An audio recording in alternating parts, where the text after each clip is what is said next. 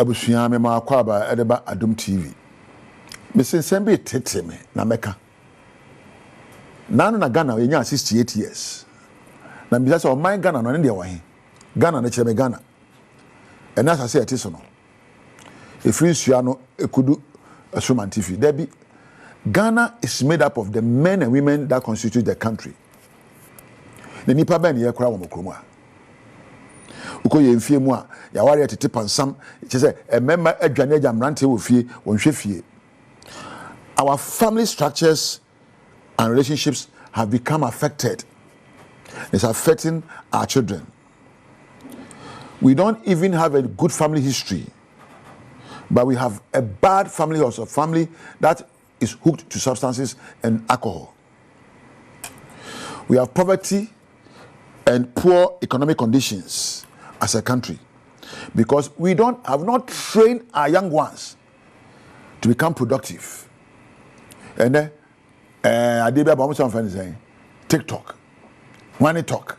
We say, and the union to one year. Now I'm a shame for you TikTok.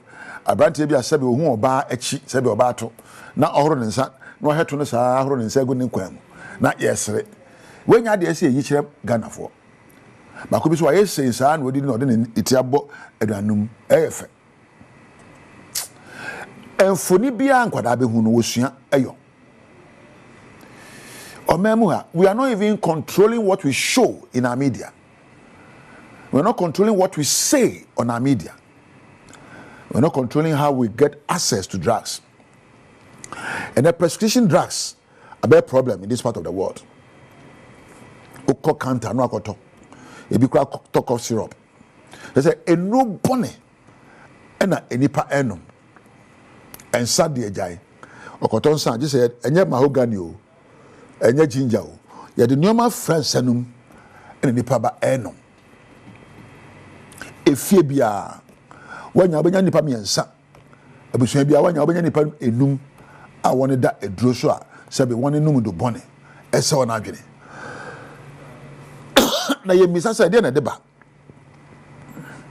esan se eno no boayefo na easily available galamsey aka intimi to ase no 43 jan do bone a emrante ne num e wo galamsey site wo o de ko galamsey site dodo no akabensem na to trasem a wo die nyina no eye endoboni a woni no ema a woni wo a woni ajanom ema a sebe wo bo asibra e wo monte so woni fede no ejina sebe nsane enura woni no ema sebe wo yi wo ho amontene ya wo ka de wo pe e wo media so emante say I don't even know what's wrong with our mind onyame bo man adwene odi nsuo bi tamu a ekenya o manyansa a ekenya ma akwankyere wo mpesa nsuo no na kopa nsuo foforo a yayo ene husie sekusie because kusie na ebo ne husie na odi ahye wadwe proso na wadwe na dane ente na woni mrante ne baba kasa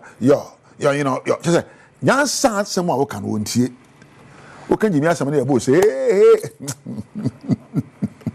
o man be na jiri ena mpani ye ho na mpani ye sinkonwa na adwen kwa baba so aye apesika upesika ni yabe chere ni pakwa ba krama wo. I believe our primary focus as a nation is to develop the human economy and capital, the mind, the spirit, and the body of the Ghanaian.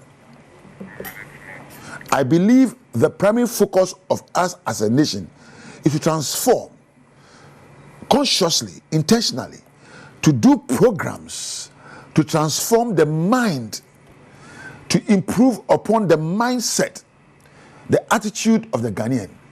Because when we gain economic emancipation, we don't have people who have emancipated their mindset, it's nothing. Say ye concert no. Near the Safata de here. Near the Sombo Amayaho. A Nipano cra when you sue a yen. Beman acquiring a Hanisubo de War. And you know, Nema Manum Wisa and no Santo, I wouldn't that you I win it, son. Son of Bansotia. Ufana Jumamu and Nihani Sabi, Subenfi, Chrono, near Casacasa. If you baby, you be trusted, and they are in Sincon and in Trussia. Media Maca, Mini D4. media asem wa dem akoma so na mahwe agui ma yensin konwa na yenhwe wo mamu nipa no woni bobia ene won krabia ene wodache mame na wase so nya mrehwe me mede na ase kese ekwa ma Richmond ena Weber Mark Weber Kampedu Priscilla ne Sarah bedamu nyina ase e production room na me mra sa na me nda osmosis ba ko pani ne apamfo me na Thomas e camera MCR ena me na lighting ena floor managers ena obi obo ayadwumade ba ofie medamu ase wa onya mrehwe me de me do nyame ejaw ro nyame entina Mayemo achibie mu akwa Adom TV Badwam dwumade eso yeda Apostle Dr. Nita Kotegwu ase ni nkranhyensem de edu so no ye Badwam kasensem no ne betodwa mu bi a wo betini mampani John Dramani Mahama ahye get fund emu sabe ya betumi abo ma free SHS no begina ne na so ye de honsam no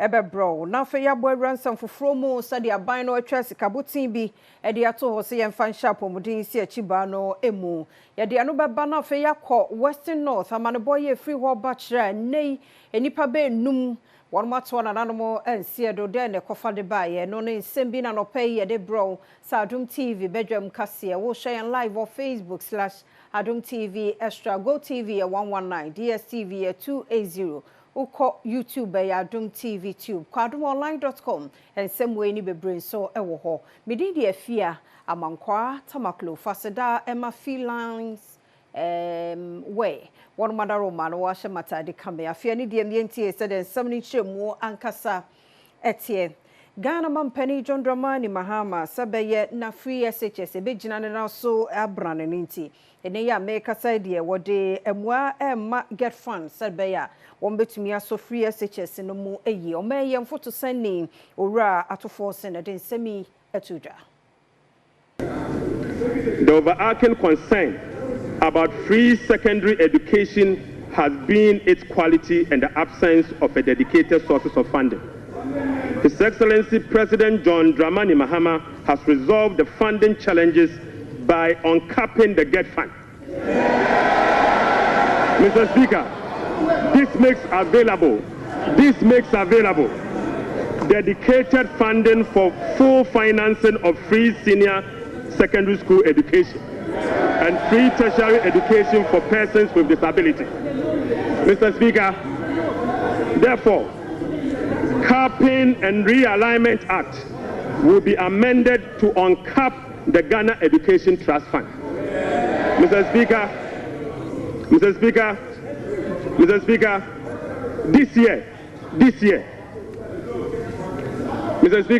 this year, the budget for free senior secondary school education program is 3.5 billion Ghana cedis. By uncapping the GET fund, we will be making available an additional 4.1 billion Ghana cedis specifically for financing free secondary education program and other related expenditures.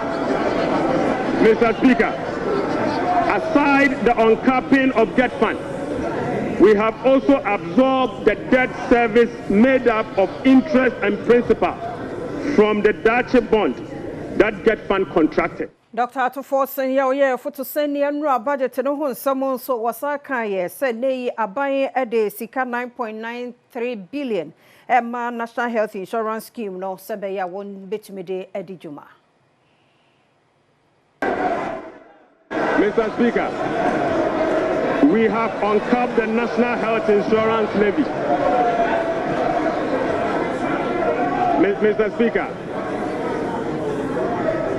Mr. Speaker, we have uncapped the National Health Insurance levy. An amount of about 10 billion Ghana cedis has been programmed for the National Health Insurance Scheme.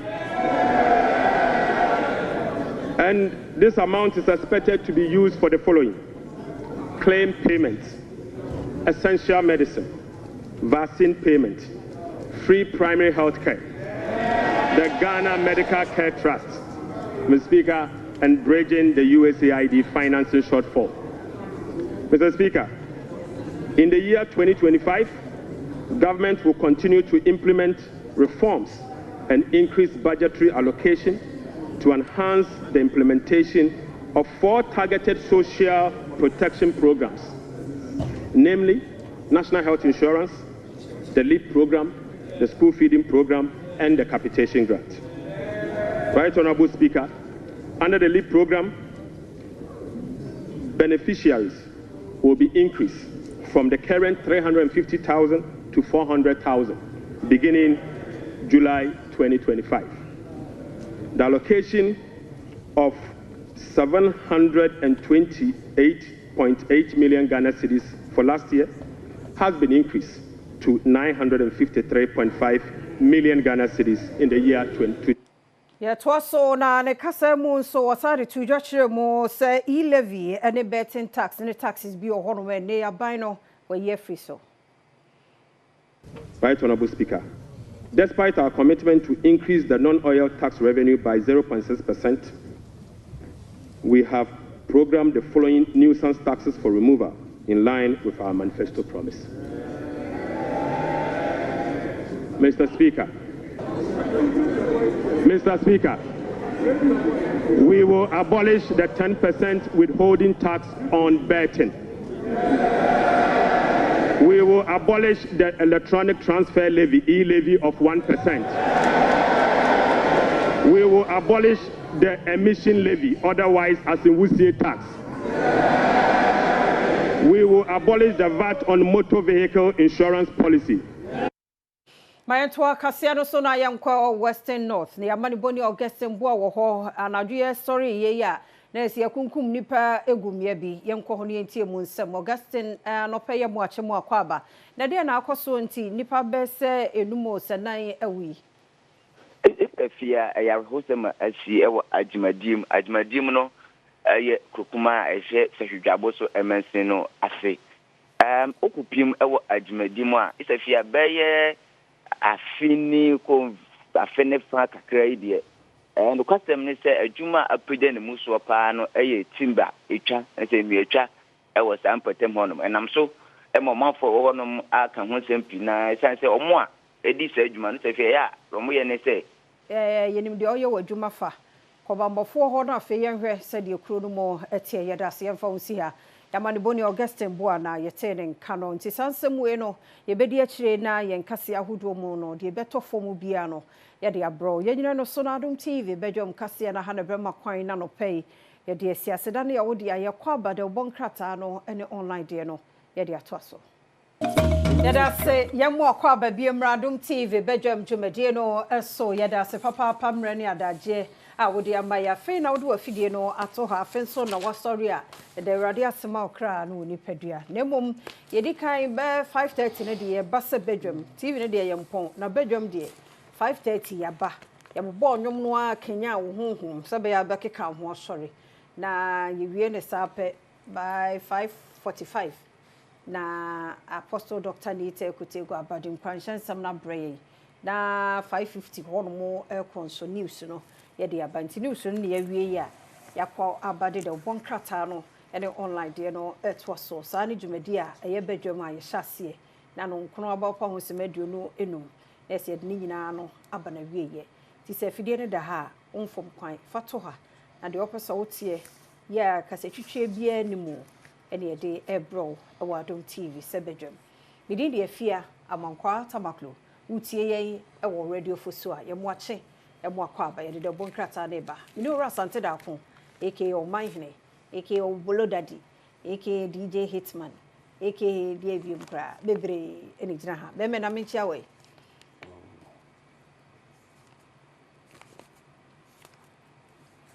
enchia kwa so para jisu ne wa wasem chia enye entinie enye nhye obi chia wa se jisu nemu efe ana eyebuo ana chire onipa ban enti nchia eho wonfa so se ye chia nso na wonta anye so dia ene asem to nso dia obi anso betwam ayeden akọ nko na hwene mu bon wote compounds ye be chia wonfida ye nchia ho wonfa so make us enye nhye se ojisu no na oni nipa ni manso obusa ose na ho tete no so ye ntokwa bibia ye wahin waso ano pe oni obia be ko ofie o bibia ye wahin bibi di twere na ne buofu bi di ka na okasa iti wo kura yanya ode onkwa na ho kire wa brabom we ha kamera man mu fifiri wa jana boy se kusu the light bill at all twifa ne buse ya water ya betwam for the first time the nkrata be family fie ho o the condition mu sa akasa bibia ye wa hi owi ase na wa fa afura na ubedi shire ubedi moto ubedi bibia ayi wa hi be joso a o na ye fredi na ho ya ye mehi e no so ya ho ya that's it we are say ya ho ya timi ya nu o se ho ya na ni bre obi kura afa no kura so eye o ya na je se odwiri wi ase no wa o ti ase obi hu se ma be TV yo ntwe ma odum no odum no fa je se sa na se ba ti bonsam ma John Mahama ne finance minister bonsam na yensre nyame se aban bia ba o kenkan sika se mo tutuye na ohunu se aban ne kuratirim papa na aka me ne afia mankwa e dia kosi various institutions na no se enko hwehwe no ho na aya na nsem ni piepie ba enti dia koso no kwa de se amane fe wenye kasa tintin pole bia beje finance minister about 1 hour 35 or whatever minutes bye o dia hwe ho nya fe ni ye ko ye yigigra bi ba de nyina ase sika no ye se de bisi achiche mama obi an sika obenya ene djumadi aso nkwa ni bedi bosha e share no e hwehwe dodo na asifom nipa dodo na ani beje ba ye ni beje a e begina kwan e be fa so e betutu nyoma ya keka wo ye budget dim timisro o ta okwaduru a ni mirika de bomodian na yi nya fe na we so be azan budget red budget onion budget jeni budget de ba ni nyina enkamfu nyina ne susu so be ni benya o Ghana maburu so Ghana adwumayfo so Ghana akuafo so Ghana doctorfo so Ghana centralfo so Ghana adwadifo so enka ni nyina aka kufu a de emfa so ne benya. That's the most important thing. Beautiful presentation and a beautiful insert bi omo de ababa kama bi e kokama na emom ye be koso bisa se ye fa dodo na anye de embra tieda Dr. Atoforsen through His Excellency John Dramani Mahama Edanase. In fact, this made me ya kinka budget every year ultimately say, you know, emu or taxes bi o ya na no de bom pa ye nya adwuma o akwakoto niema obewie kan nyina ye 800 na afi obewie na do 1000 anu de nti se aban so wotete so a aban unkwaso na nya adwuma obi anya na adwuma ye no ano no miensa ma akwa babie mra radio fosu so afei na odi afidie no ato ha radio fosu na utie no da bonkrata no any online de no de to aso ama be ma ne ntie we. The new center the economy grew by 5.7% to 1.17 trillion Ghana cedi debt to GDP, now 61.8% under MPP. In Chinua Biama and finance minister Kawenti Bianca said enya no kwenda say esika semon tutu ya MPP amanyu ku ni jato na eye omonyo enya no kre enya no kre o hwe ye modern boni pejai mu a impo aban owo sui peja opeso peja mo si o susu so bedu 4 point something but aban owo free so woja 5.7 it obi a ni obetima dada obi a say aban otwa mu no efa esika semon tutu na ho fasu na for wa momode enya no kre ye share no so Budget lacks vision and clear policy direction. And the Adom Kumana there, Mirisanting, whether NDC or MPP, Sa Pepe, a bit be Basayu, whether a year by way, a demifed year budget, whether a day by the finance. Let's focus on what really is the situation. 4 new taxes and levies imposed, 3 others scrapped while government seeks IMF assistance to review VAT. Abain, Oshawde, a year. Mako etuo mako enan ekwati kwan bi so no sa na democracy was ade ewuram boko and was a hwehwan bi esi fam bra nkomo sa akoso se VAT crown hye no I am for mo hwene ntutu no mai na nke ntimi hwa kakra free so me enko anim. Government faces 56.9 billion cash flows deficit in 2025. We see car man paying na me so for so finance ko kan this cash flow be 29 den nyina no. The baba be car ban se man kasa so the be di djuma no. Almost about a year 5 billion or so. Na we no ye de ko benkum ana ye de ko nifa. And also want some and the daily analysis so there about betting tax e-levy scrapped. And I'm who's Adom TV for call rounds because since your program no so na boys no. Yeah. Boys and yeah. Now him say obi atwa we did that since November last year. Onko kashe out because or trauma yate so. And they all train because they are cost you know so say from Russia begem. So at say no mo ye ho amane wi ansa na afede yetime gya. It yi me bi what you say they are na yeah. So ko boko bia. E be ne na mo mre mo a say di mra de bae no na afia clear ni na afio na afei oko anim.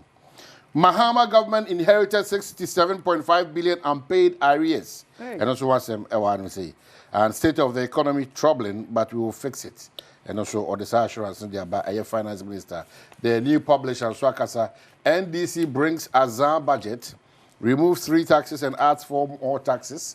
And also what's say. And I hear Samia Kuzu in Chirimu, but the NTMPP 100 betting tax. And also what's the Inquisitor. As I say, resetting Ghana, Asempa budget unveiled. Asempa the money and the better. Asempa 94.7. A year budget will be bia. It's a year in the catch up. Say, so many years in Asempa no. Etoso. We have found records when your friend was special prosecutor of Mr. It's a Asempa budget. Any day na bishia. The Inquisitor na kasa also Asempa budget unveiled. After what diplomatic passport. Ya catchero. Fabra. If you are there na do to Fabra. Hey, now me need diplomatic passport to be. If you have got the only ka. I mean, no one if you go any must say. Ya body Fabra, ya body Fabra. Now general, I was show who. Just say shut that bed the camera be so na drama nko a. Wo so nim say okura bi. Fa ko. Wo mra na twam, wo bi die nie. Almost so benefit. Yeah. So it's just you the mesra kasatinti bi ani o. Bomodia wo twimu de kakra. The akano. Obi so betwim ti the fako na etu ntwa. Wa ehye wo bia no. Sa ne ko ba sa na ye tata waje obi a memsu ntwa bia o. Ko yaka first one. Yaka second one. Third one they say they atoso bia ma o say. Wa ukura sa passport ni bibia unim say. Yaka se fabra no fako. O se fata the state will consider you and give it back to you. Fako na. It's how they say. I feel they do yes so. But that for you of because ya kind budget we. I feel they do yes so. It did already the custodian we have a fear they call through their online. The custodian saying Ghana's GDP hits 5.7 under MPP, Dr. Gideon Boakuna Akase. And NDC introduces 3 new taxes, scraps 3 in 2025 budget. Government seeks over 290 billion for 2025. Kesipa family man say Mahama's Jamboree budget contains cooked figures. Minority alerts Ghanaians. And what's them and I know so yeah, it was so good so we Adom TV. She. Utie radio force who are seeing for see. Adam was a pie about online.com that said the one crata ni be edi kind dia bano betting tax and also I can finance minister said one more I implemented tax be our betting so na nti omo mucha no almost 10% any evidence picture near yaten on 10 okay nti minister ora Amin Adom also more I implemented 10% be and no so ho na Ghana Tourism Development Company so I say you mre or more ebe ye to na chese no so aboa ni nyina ye kwan be fa so na enye sika no so ebie no so be yi na mo so mo kanse makese mo akwan nye mo kan ye ni akwan so be bia da kura ne ho ewrem be bia kwan de ko bia me akwan de kabisi enye adwuma ketwa is it tesa no ani mo he ya posifo ha o mo my light kakre se di nyina adum aka de bo mo wo no ho na mo aji poda ma be face sa light ba kura ye ko ji ni kura security kura ho ya sem please I was say we've witnessed an Azan budget. It offers no hope. Until we are marking our minority leader and all can say budget no we are to force in back in kind of Azan and who are similar. Yes, assembly members and so Omo dam ampani Mahama se ne onso atadwo ate de because ye ba bitua one more eka. The trust about 100 million Ghana cedi at one assemblyman. Minimum allowance minimum say bi abosu bi no. We have 500 bills, 1,000 bills at all. Yeah, 1,000, you 500 say so. The one need bonus, hey, when you go bonus, a tackle this one. What are my mobile wire? Just what is not Obekasa. And see, no, na arawo sam na I see. And no we are na we interview Augustine. Yeah. Ajumandiam. Pel ni penu. Flats. The scapegoats ne ko. Any ona ayi ako okoje my za won like ogodo no koje. E cross time. Na okoi. Enua no kura hwan na mam kon asa muntwa. Na ena de mo bi kwa ma na bibi. Nwanwa. Hey. Emra no kura ya ni ya ni kura mra nti wo sofa no sofa wo fam no fam sa. En sa emra no nya wura mu pe na obi anka na aka. Ti the next day minute wo kwa akoka pe o se ya no wa yu ma no aduane afiri madum na say na kasa sa. Nipa numema nkantin ka gugu fom sa hye wo mo ka bia ono so mo de koye no so ya hye no na ya na ha adwen be ba sei no kromafo na wo problem say wo mo nyina nso gugem ba sa de Augustine aka no bambofo abamunti ye hopi sa de achi enema betoto na kwan so na ja forestry commission penifo so o makoso adi won mudwuma sa de wo mu de rade mo nyina ya ho ban na wonyi efiri esan bi ni musuo bi mu sei ya bi mo hyehyɛ da ahyehyɛ yi bambofo ntade bi ntu hu omo a na de birimu ani so ba ko no onni hu nkrata bibia mo me anya hwe yie na oman ne ya ye de ye ni a ebeboa ye hwe yie pa nti ho sam no kwabena me sɛ director nkan hwe de ye nto so na ye mfa futuo no ma ye ho na ba gyahyehyɛ no ne ade a ye hwe ho yie Ghana National Fire Service for guso a wo tue nyina ye fo momye hwe ye ye koda enya wo charge na yi ni siso wo koda dundum no tutu bi free mu fagu fom na wo sorry because sad die no kwabna bi anadwo da suo no wada eja bi tomu a wada no wani beba ho so no na nwusie na age wo abo like a block it wo from a wo home ti niam anketenkete we nya ye nhya no so wo ya re na ho atete ani nyina facility puntata ho na keka kabom a kanea no kɔ na eba kɔ na ba na afia de gya hyehyɛ eba mumie nyina ye nhwɛ mu ye ho ban yi na omo ka asɛm bi o se ya na noma wo ya noma be ye omo net ɛwɔ ebi a ukɔ bi ho ne wo ade wo so omo nso omo ne nam na omo fefa nuane no bo anse bi omo akɔfa bibi a espaki gya because omo ade ne ye mura ebi a na wo saa ade no so etimi kɔ se fire tu sa anoma wo onwi ni bo wo yi ho mita ho pa no mutatare wo hu ne sa pa no yi e de afiri ho se be ya ni meka ho meda ho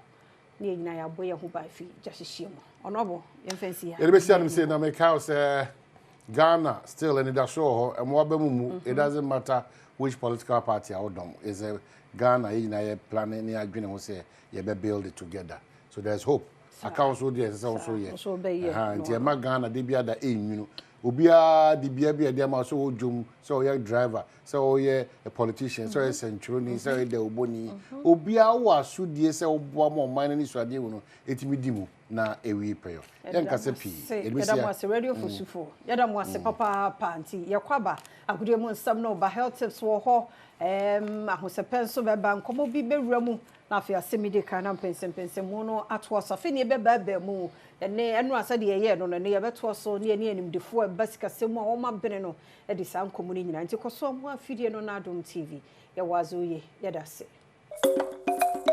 Right, fantastic morning. Emra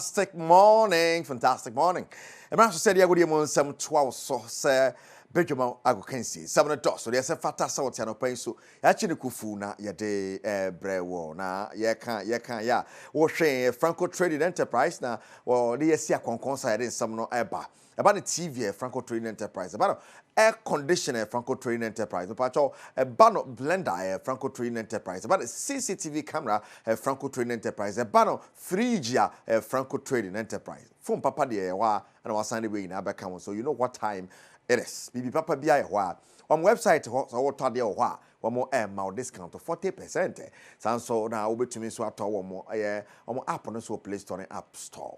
yakwa ni medium number ba to dwade ama na wahu se ne francophone so de asiate omo numbers no e 2 ya me de beto dwa ipa omo ni number bia oba bia biem eti ya na wa hye ne so sa eti amame pede we me producer kejuana nkasa ne yere kase de wari na ye be hye 7 cent paso Fia Bani the UEFA Champions League round of 16, second leg match day 1, and Ebia Humalas. Bayern Munich are qualified for the next round of the competition. Barcelona are qualified for the next round. Sansona, Liverpool and Paris Saint-Germain be PMO Anfield and in Ababe we need to pa Inter Milan and so qualify for the next round. Yanko and matches ni bisi kwa. PMO Anfield no Liverpool akomatie no mo anya the likes of Mo Salah mungina to me and fakota nyanko ya buaka mu dia mo. So now 2 more trophies to win. Sunday bought a final of a cup game against Newcastle. Then of course say league in the wrapping it up one sa tina ka treble on person mo gene buakam yen Sunday betumi age trophy no na fe wo mo ahwe no magic league no de aka ho amene crabia and a betshare Franco Training Enterprise this year konko but yen rest and officials no see here going forward menra apart from games are here Barca able Benfica by 3-1. Yes, and aggregate 4-1 or they call Leverkusen. And so Bayern Munich won 2-0, 5-0. Leverkusen home and away. Want to me go back to Inter Milan. As we tried nice saw any final the ball final by 2-1. And a Paris Saint-Germain by ball Liverpool by a goal on aggregate them Patakwe 1-1. Yan shen fishes no na fe yan kwenim ye wi na fe ya show baby ya kwaye yen commentary din no nti director ana what ne so ato so me Lille Dortmund in the first leg na 1-1 Arsenal ne Paris PSV 7-1 and so the end the Arsenal bang one was Arsenal better na wa ma PSV abesha 6 kra ma na be draw ansa na push akọ no eba fe afan hwan Aston Villa and a Club Brugge first leg here 3-1 Aston Villa home and how this goes. Atletico Madrid Real Madrid the biggest game and Real Madrid first leg we need 2-1 saying away back now Shani Sumame say and net commentary no the Madrid derby yeah the ba Wiggles Lounge our mile 7 momo yina yin share honomo. It is a big game on any day. Atletico and Real Madrid the bar no thing. Yina momo yin share our Wiggles now on our screen. Wiggles Lounge and Restaurant, our Chimota Mile 7. It will be fireworks at 8 p.m. Me tuja our commentary position. It will be live on Adom FM, live on Asempa 94.7 FM. And Tikashan is FM Mami Way. And it's an UEFA Champions League on some and so is here. You want some bro and Franco Training Enterprise from Papa Fino, but also Nokia. Samsung, iPhone, Samsung smart TV, a hot tabletop fridges, Franco air condition, CCTV cameras, our Franco Training Enterprise. Now 0246 422 338 0246 422 338 and 0555 593 9311. Now, and Rako PM wom na shebe dwemu a. Jena sports fans be na hwe ni mo say the betting tax no. But for back and afa ho. We no na rato force no na ye pani ono na Ghana sika sem so hwe so. Ade tudwa say omo ba be yi ade afi o. Ga so mo yi. Bo so mo be yi. Because o twa bet na odi a. Ye tew tax no. What they call umumbo munansa we say we ya san to 11 ti be wi no na atete wa amaska na nyina asa wo so ti ase ali 11 ni twa kwada e ya chen bibia e ya nkasa se mako to di 300 Ghana e to ni asan to tax asan ka ho aho to da bia o bo besia wo mobile money for no no na say telecom company ni ho no bo besia na o ya ni asan tax ni asan chaba e dey adan as levy ya to levy na ta na nya fine tenra okopio ma shebe dwafia na rato force na de to dwa senche omo yi de afi okra ma boys e mo hen omo kakra sanse no na ejuma bibiri ni ho tikakra mo timi crack on brains dinya no na san de ya no beto so ba betetete a be hadwen pa 33000 ya ti ya fisu hu ma tra na Ghana nti you we ni ati 500 Ghana we 5000 ya ati 500 Ghana my goodness san de ko uya ko momu a ya to ne na 11 in so as I we to be you know sitting in our crowd I mean don't do that now we now former finance minister able to just say betting tax on your money at the buy say me am the betting tax buy it's the any at 10 no the any at 10 no I'm saying your money but na campaign so that former government can so be if you want mom fire ni agros aye pamcho we beg you why you know okroma and you di bet you do they do na obedi back one asante biem I mean that be mama nyesa ti mama nka se nyemo nyama introduce betting tax that betting companies in there tiana e di free abanya we na chairman mama nyesa oh yeah they don't do that mama nyesa so be our politics in but any fine what tia you do there no free but o di kakra no ko fiu bo wa na de di wa no de wudu adi di wa akra no la obenya ka bi okra na wunya amfaso bakakra ba ya santew nsenya mo na mo ye ada na mo ye sa don't do that why pacho you finish mo oh na you finish mo mama nyesa oh mo yesa mo anyade oh nyade abza tena be Champions League ne be koya na wa ayiro ho na ho ya hwere obetumi qualify the accord nanim live ewo Asempa 94.7 FM and of course Adom 106.3 FM. Medical about Franco Trading Enterprise ho enkomo e de show abo number no so e de amount says 0246422338 0246422338 and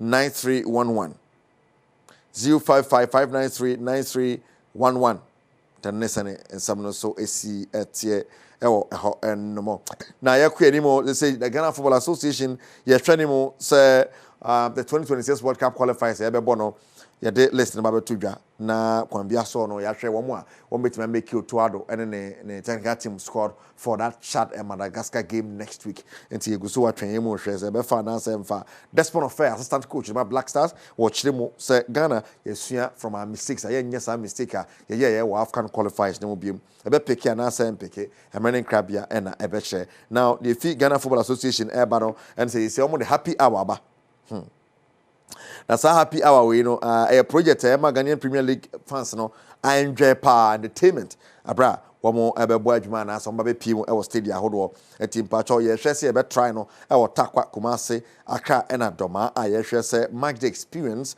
do half time otum say yes yatumi agi any half time ansana game na sign at twice in team pacho pre-game activities ne you know music ne ade adigina no ye de ba be shim University of Ghana Stadium nyina so ebetumi ahwe na bibia so atumi akọ yie team pacho stadium ba bi o ha wura mu a Bama free entry be 90 minutes before kickoff kwambia so betumi awura mu na akọ je oni kama pa na ade a teno ne sene no city be di echa sene sa piloting e be sia akọ ye niema ebeboa na Ghanaian Premier League ni so ya kono na bibia tumi akoyi enso ewo ho enmo now Nokia, Samsung, iPhone, smart TVs, hold tabletop fridges, Franco air conditioners na bedwa CCTV cameras so bedwa betimi nya bi of Franco Trading Enterprise ni ehwe se be ko songo stake mo badan homa no ade ehwemo kakra se be gina so na ye de asi ene ano pai Bernard Padebotwe aka ye ho ano pai ade de buy as ye producer anya sam keto akra na ye nua alatula ne ma me nimpon me pacho ya de ni isi akonwa so se na ya twumwa brantre aha ni isi akonwa so se brekum mawre kruntihima brekum mawre kruntihima yes nana ya twumwa brantre ye instulino as kruntihima it ye baso den on the 17th ye nyina ye di akire ye kọ akopimo na bibia timi akoye atonitia Royal Palace brekum ehọ na dwumade ne beba so a enya semketwa on the 17th tiane ala tula nyina na eba momi ye ba bejaw amana efe na chese ye de wasi akonwa so na bibia ye kama yes abuzia ya na wakaide na nkasa kan kejwa na ho ereka se edu bwari sabre apomode won sama eto aso yewia ya ka beba koso ahebedwam memo akwa benne edo Badwam TV Badwam Health Tips so na wotwe mu nyina burning sensation mame famra ho mawo na wate ase ye no Dr. Edubuaten na kasai adwumakuo no nso nti ene yetimi di nkomo we nyina ye ne a doctor fo nyina di nkomo yi ene do no amu na te ha oni yedi sankomo na ya hye no nso se bri bia employee beka bibie na se ho no oya ade na ya ade nso so bia omo record ya na omo hu se be ya nso be da ho so ti ya hye ase adwada ne benada ne ye to so bia na wante Monday ni Tuesday ro bo ne tofa na ne de ne ya hwe courses no enso dog ye na se asedanya yo paresthesia na se burning sensation ene ye hwe courses no yo ya ka se paresthesia no a ye kire mu se obi wo a honam dua wote se honam dua ne mu kekawo enya honam ani kekawo okay inside no ye honam ani keka ene ye otiti a ekọ ene ye honam dua inside each no wo inside and wo say wo honam se keka wo titi a still ne nkọ wo say ade ne wo inside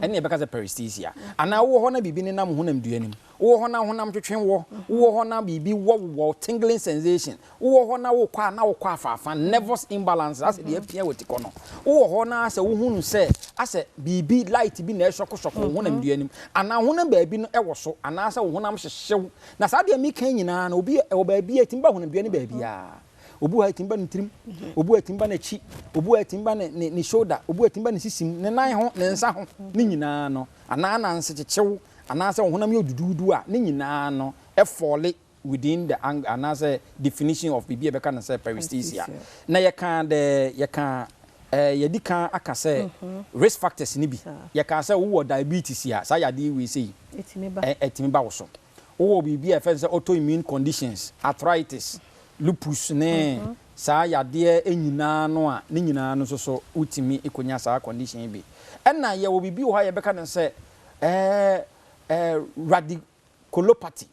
radiculopathy na just say what de no won say the omunya compression within their joints what you say it obi ho abo say wono de no obi o spine problem obi ane ne de no bi ane sisi ye obi e fe ne say lumbar spondylosis na just say odo no ne sisi no the end of it no ne de no say no e na congestion aba ho so hu eno no timi kofa ba ana obi ho e fe say obi me wo bibi e fe no say cervical spondylosis eno so timi kofa ba ye obi e be kan say stenosis na just say wo the gap in between the bone within your spine no wo de no katwom eno so timi kofa ba ene ye obi e be kan say neuropathy ye kan neuropathy no a wo de damages ba wo nerves okay wo nerves na say damage enti obi wa na injury bi na onyaye obi wo a na ne de no because of aging okay and the nerves no damage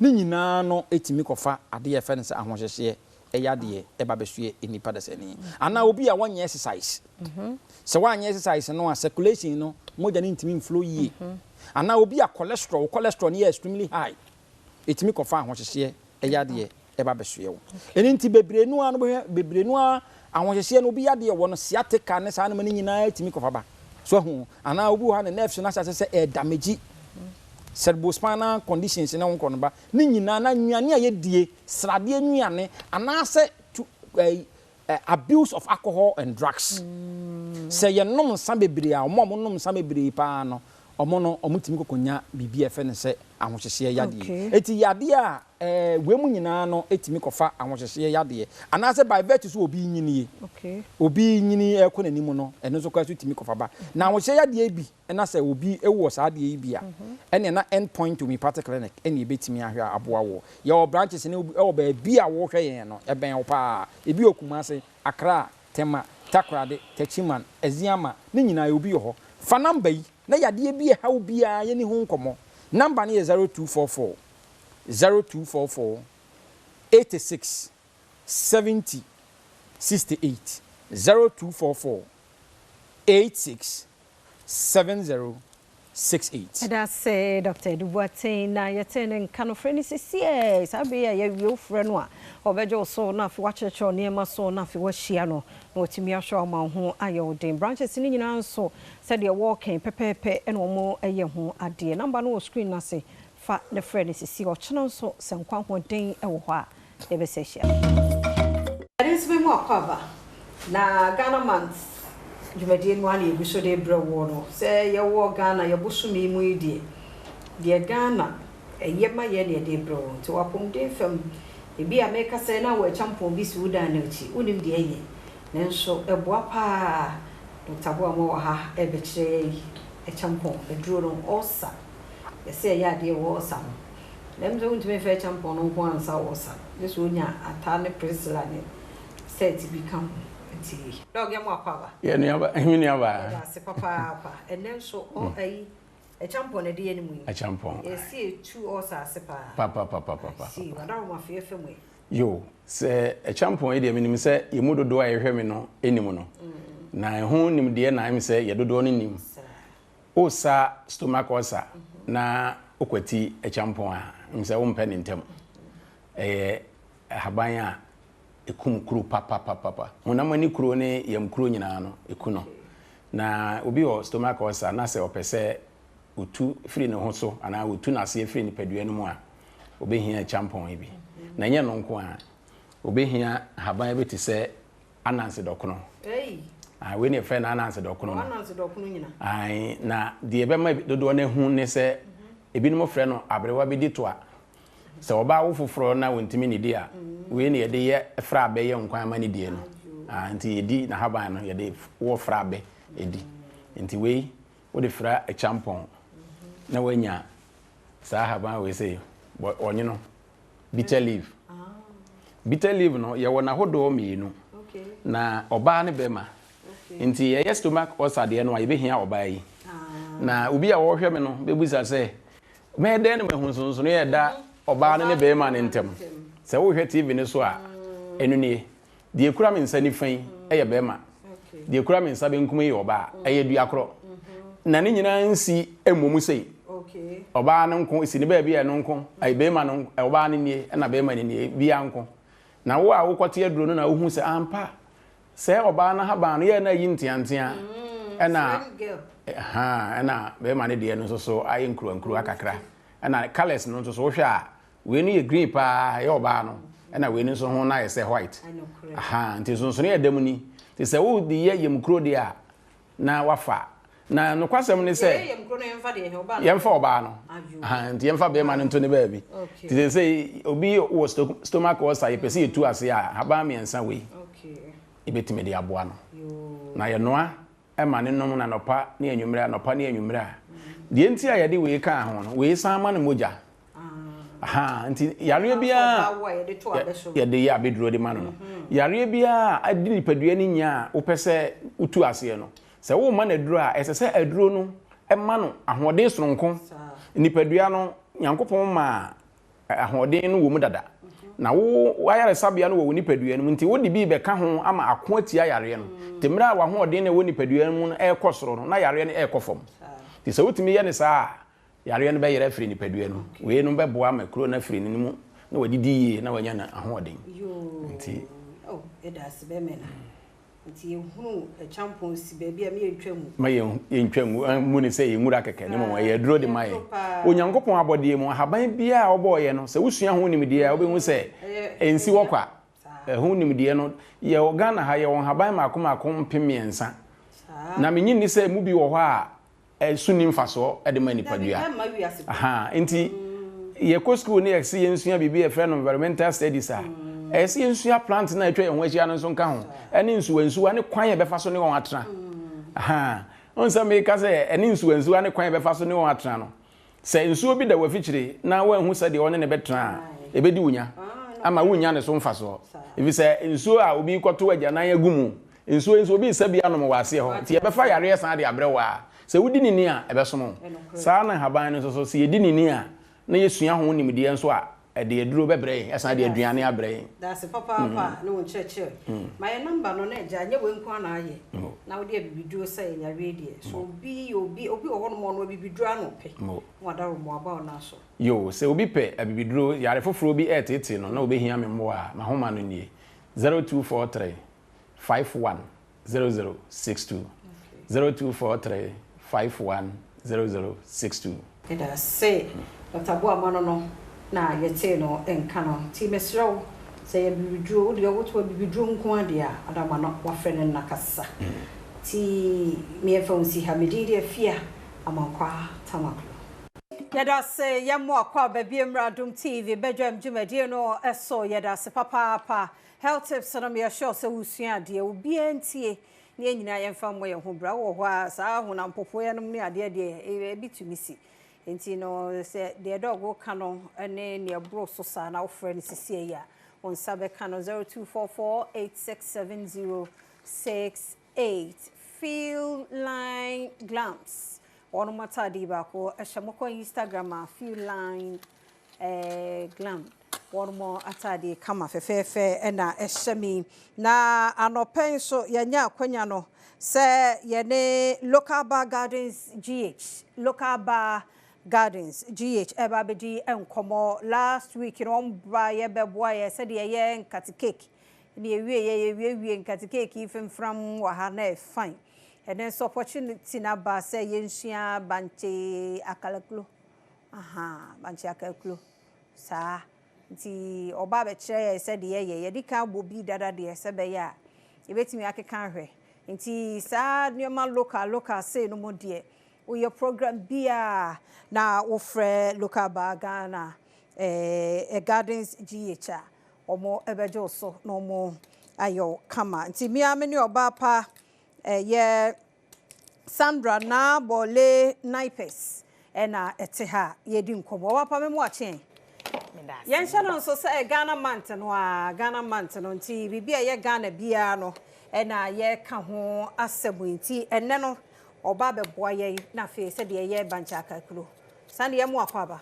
me da se ye da se pa nti bancha akakulo ne no oba be me patron ani yo nti se de wu dwa banchi de sande ye no me patron ani e dwa banchi dwa banchi na we warere ho fine ti se ne awoko wo fufuo no okay warere ho fine warere ho a papa mu eyi emu dua no yiwi a na fe de wetwi okay nti wiwi a obetwi o se unya we obetwi ti e twi so ye bebre sa no kwabra ni twi sa obetwi is the local way to make it nti no e wo se utwi ni nyina na oil no esi jaso and what say ye bebre oil ne de and what say ye bebre yes ye bebre I be petu aben e ho no be ye brown so bia na inside no and being nti even before wo be ye kati abancha kaklo no bia ne de na wuhia wa sa wuchi no wuhia banchi wuhia je ne kakra okay wuhia unchine okay o oil no nso wuhia okay ye de meko green kakra enye bell pepper no ba nketwa no normal meko na ye chi no ye de kakra fra na ma no extra flavor no okay se ne be odi gu anwa no ma wa sense no be kire o se okay ade na ye de okay a che no ana wuhia unhye de ne ma ye hia de ye bancha kaklo no ye banchi no meko no any onion no okay any one chine okay that's all you need any oil okay atiasie na wanka kubedu because me hu kube nso kube ni finishing and we wi na we de beka ho na we de are mpa yo ze na wo hu ni utwi wi a okay we be squeeze e wo se wonya mesh say yes nsuo na ewo mu no we de begu mu boye yes na we mia na nsuo na efiri mu okay yes nsuo untumi nche na nsuo no saa enya ne saa okay ube squeeze ne say be squeeze ne say na nsuo no efiri mu say nsuo no be free mu o chim na nsuo no free mu a asana okay I see bancha kaklo ni ye no nti no mo hwe ni ye mere boy benim say je ye ya na be na ja what squeeze like what twie no de ne ma frɛ mu this so you so ni free mu nti uwi a wa spread ne kama okay o spread ya o de won chine no okay chine kakra what say woman chine ni ye bebre so you can taste ubetumi a taste ya hwe say chine ni ye no e okay yes uwi a na ujene no yo dene no nso ubetwi kakra ana se obetwitwa se ne awope no okay so opese de dem na wo wi a de dem na wo wi a to me twitwa okay ti say no me twitwa okay because me twi bi dada okay ti me twitwa hey okay bancha ke klona ne ye no And watch the and say new cancer oil no too hot. Too hot. Until we end say now. Now they are fra. What the fra? Me taste ashe. Me taste ashe. Okay. I think you okay, mommy. Okay. No. Say no. Na afede wo de wonsa no abo. Say to me feel wonsa but ubetumi aye no to preference. Wo per se eye kese dodo abatanka. Normal sizes no you okay. Nti e feel wonsa. I think say no you okay. Okay. Eno no be wo say jene kakra wo mu. Me ko no kakra e hihye mu.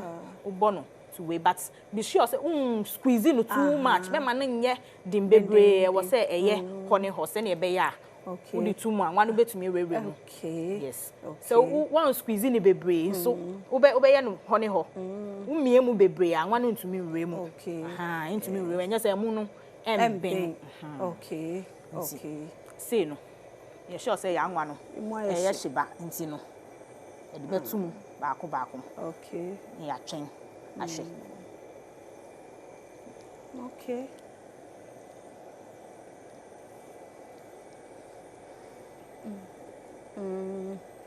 Ntino said uhu no yedi kan wɔhye yensa na yes was starting the dwumadi a odi ti sa na tie pepepe so nse meti hwi de yenhwɛ ma yemfa yibia mfrafra mu sa a wɔhye ne nsa kama bibia wɔ ha ti yenhye no so sa na so wo ye wo de no a nipa dodoɔ mu abɔnten no o make sure sɛ wo hyɛ wo hand gloves no mu ne ade kama na ye fe ti sa bi pepepe o wɔhye ne nsa kama nsa na ye be yemfa ni yentime fa ni nyina ma ahase ti wadawo ma no wɔhye no so sa de amma ye enti banchaka klona ye ai banche kakra jene kakra meko kakra na watwi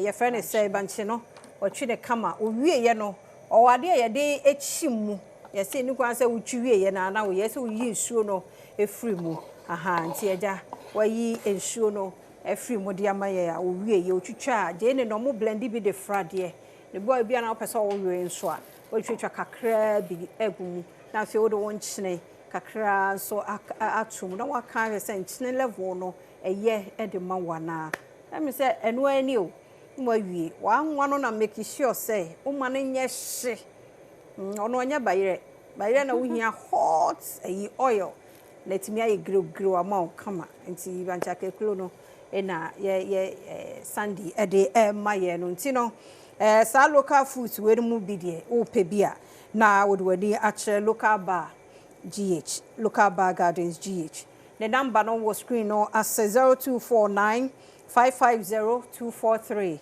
0249 550243 na wo ye program bia mama Sandra na nka na asemo nti he na mokọ ekoye local bars ema me pacho occasion bia wo ye program bia wo ye name no funeral o baby a yetena seji ye ni bia social gathering bia wo frɛ ya ye available ye san wo Instagram on so wo hwehwɛ yen a ye wo Instagram ye wo Facebook ye san wo TikTok ye di ni ye local bar gardens local bar gardens so she say ade isi su ina migusu bobo de aka no se na ebe ya we be ya ready no na mabobo ewie ready na me di bu se na ebe ya and one isi so nche bibu I see nti bueno se bia wo ye e de ama ahokwo no a it take how many days and as mo sore ntan no maye because ubechi ma na ye betimi atwi morenesi ho ne ye de agu ade na no ankasa asone ana ni nyina age se wunya ade na wa wasiri banchike kro no eye agbelima process but enya agbelima na wo ye nti enwo se adechi so a ebe ya agbelima scent bebem nti we na fresh cassava na nti no ewo se wo ye ne saada na nti se na wo bedwa wo banchi ni nyina yes wo banchi ni nyina na we twi ni nyina wow we twi ni nyina say e banchi kakro ni ye kamaba yes and okresa de wo kan ye no hia hot yi nti we no de bokoboko na ye ba yes na be ya ehun no be ye brown na emu so aben fine so aben kama okay nti apart from we no na de ye we yensa mo bone ma hodo bi so a oye local bar gardens ye nneema hodo be bree ye local drinks ti say asana sobolo lamujin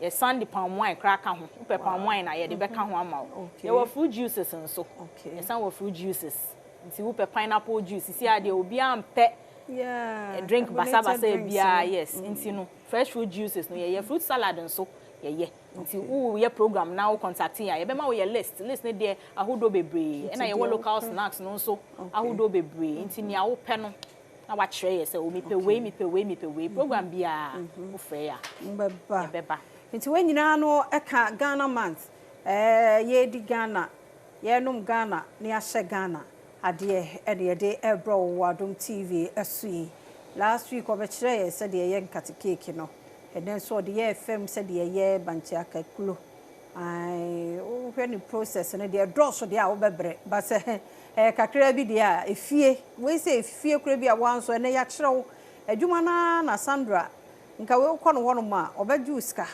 e bi a wa kyerɛw enso Adom TV nti said the odo ye na odo ye de ya hwefo nti wo kyerɛ ye free bisro uti fie na ya ohumi ni adwuma ya ye we kakra na wa ton he nintumi emwo aha ti ye hwese beben na enya me ye de yemfa birthday ne mfam ai director mama mfa birthday no okay nti ye de no so ebeba me de birthday de no ebeba na fe ya twen eye Sandra nti we no ya na wo hwe a ebesi so be for 30 40 be 25-30 minutes depending on the dodo any we ejano so se na etie ba we ni epese ebin boko na we ebin no me fe yeah ebin boko na e kama na ye crunchy so fine nti we no nya de e bia say bibi a wo che tare so baby we de entire sauce pan okay entire okay the entire sauce pan me wo say anwa no ye dodo nti wo hwe ye no be hu say me di gu mu no anwa no ekata so we enye shallow fry we deep fry nti wo say wo ma anwa no ye dodo se ne be ya be bia be ben kama wow I am sent na sampa because of pepper no ne onion now de fa sugar engumu ntine nkan ntine nko aba no obi pese ye de we so yen yam wo nika we de wa obegreti okay say e bia daachi na say brofo eye bibia ye betumi bia yam to say greater na ya ebe ye ene nkura no mba no omu ye serious e bon pa ye so omu ebe ye yes okay basisi ade greater na wo de ya wunya ne kama senia then yes amu ye ne dodo nipa be 4 na say we dwa na we musu twi no krepa say ye ntentem eno so no na wanwa na doso na pan no so aye kese fine say ne be adodo obekom oh anya bad I see ya beto so na ma yemfa yem birthday celebrants yimfa me ne birthday fo no wo mu papa ya wish o munyina happy birthday by the time ye beba ne de na ye say aye krado na yetimi adi ama ye ho atoye se tissue no we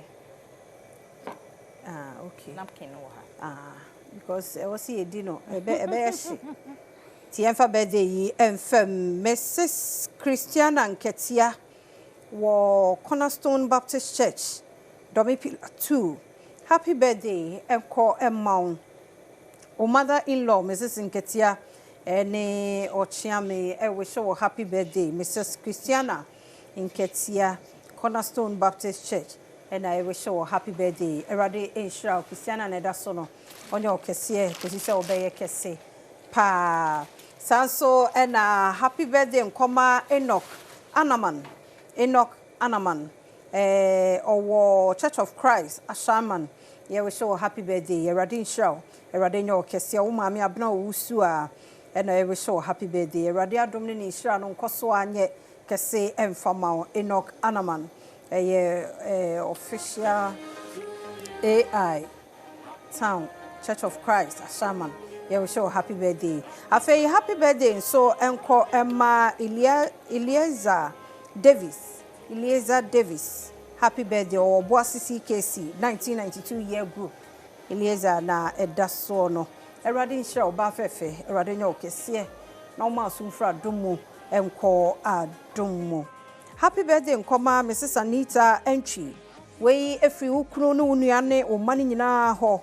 Ena Mrs. Anita Entry ye wish you happy birthday.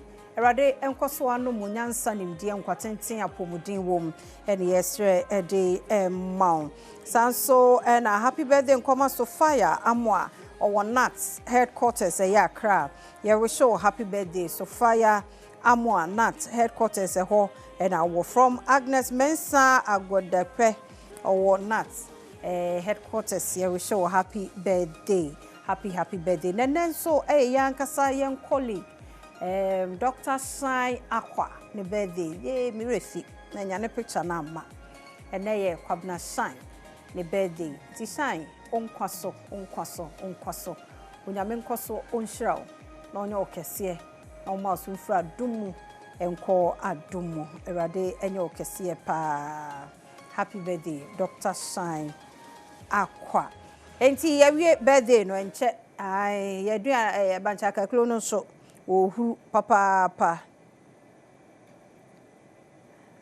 meba Francisca o se banchaka klo yidie o wi jamia fight bi besi na Francisca baby awoi kumasi ne hei say dia baby agya ho ti die kire na Sandra kire na so wo fia na wo ye bi ti na de we de baby agya ho ai na so no so bi asa ti metwa bi de afa phone mama ai aha yada say Adom TV Badwam na wo hwe ne Ghana month ni ntino Sunday ba no waba be boa ye na wo cheche local foods no mo ebi nti we no snacks ahodo aja wo ye party bi wo ye wedding bi wo ye ye bi na hoho no beba ho no mo aya na ye we no mo ka ho local buy obe ne kama de amount no wo frɛ no abribia obejo so wo call Facebook and Instagram on so local bar gardens GH oho na wababa ye set up no kama local drinks ibi na apes wonye emfama wo a eka ho cat cake said the last week obe ye obe kakra ka ho na waye yi banchaka close so kakra ka ho na de hi bi apart from drinks and de hi bi na no so besides drinks no yes sanwo banchaka kro no nkati cake kulikuli kulikuli wo ho banfo be sense ne ameka no any chinchin ye friend atomoyi plantain chips kra sanwo ho mo ye nti no wo say wo ye no apa say ebi won so a ebi a mo package mo nkosete ya but ebi a mo package bi ebi a mo dey take away okay no so yetumi ye ma okay hey yeah brown ne bow ampa o hey obi ade na adwuma mu ampa ohia ja nka ba na de nka ehu nyina ye brown so be kom na nke mu no mmeye ba we no hu say be nka ya ma bi monta pacho antafo memu na me de be ma Thomas o se de tie bi antafo bi wo ba bi a o se to me de won mo ba na to me na de onwe ai e cameraman no to me be kan because you know ne yeto to me beje ti na akakuro no so to me beje ne say na fi akaka krabi e be say bi ansa na nka yenya bi awe ne ade ade a ai ina je ne wono abeta soro sa se e shemu mom yeah e shemu oh wow anya bad I'm fine. Okay.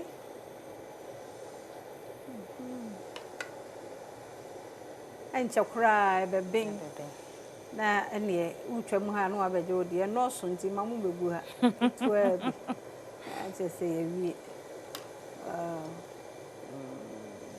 I just say sisu biem se de ye akakuro na bia na afi na obi aba be join nti banchi kekro no wo be ya wo hia wo banchi okay wo je ne kakra unchi ne kakra okay wo meko kakra meko na ya optional upa utumi ja but eno so ka homa flavor no eye se ne be ye unya wo greater afi de wo dwa wo banchi na wetwi wutwi a ne hia pa ya wo mesh no because wutwi wi a nsi obebem nti e wo se wo de hye mesh no mu na wo squeeze na nsuo no efree mu ba se ne be ya ba men squeeze ni nyina mo wo ye dem po untumi squeeze ni nyina kakra bi beka wo enti no na wo de wo jene no ene wo nchine kakra ene wo meko no afra na fe de wabobɔ no meko no kwa ye hwe powder one na say tia ne ate they be green pepper nketwa no untumi twitwa no nkakra wo pense wo betumi atwi ne kakra ba memma ne nye smooth bebre aha na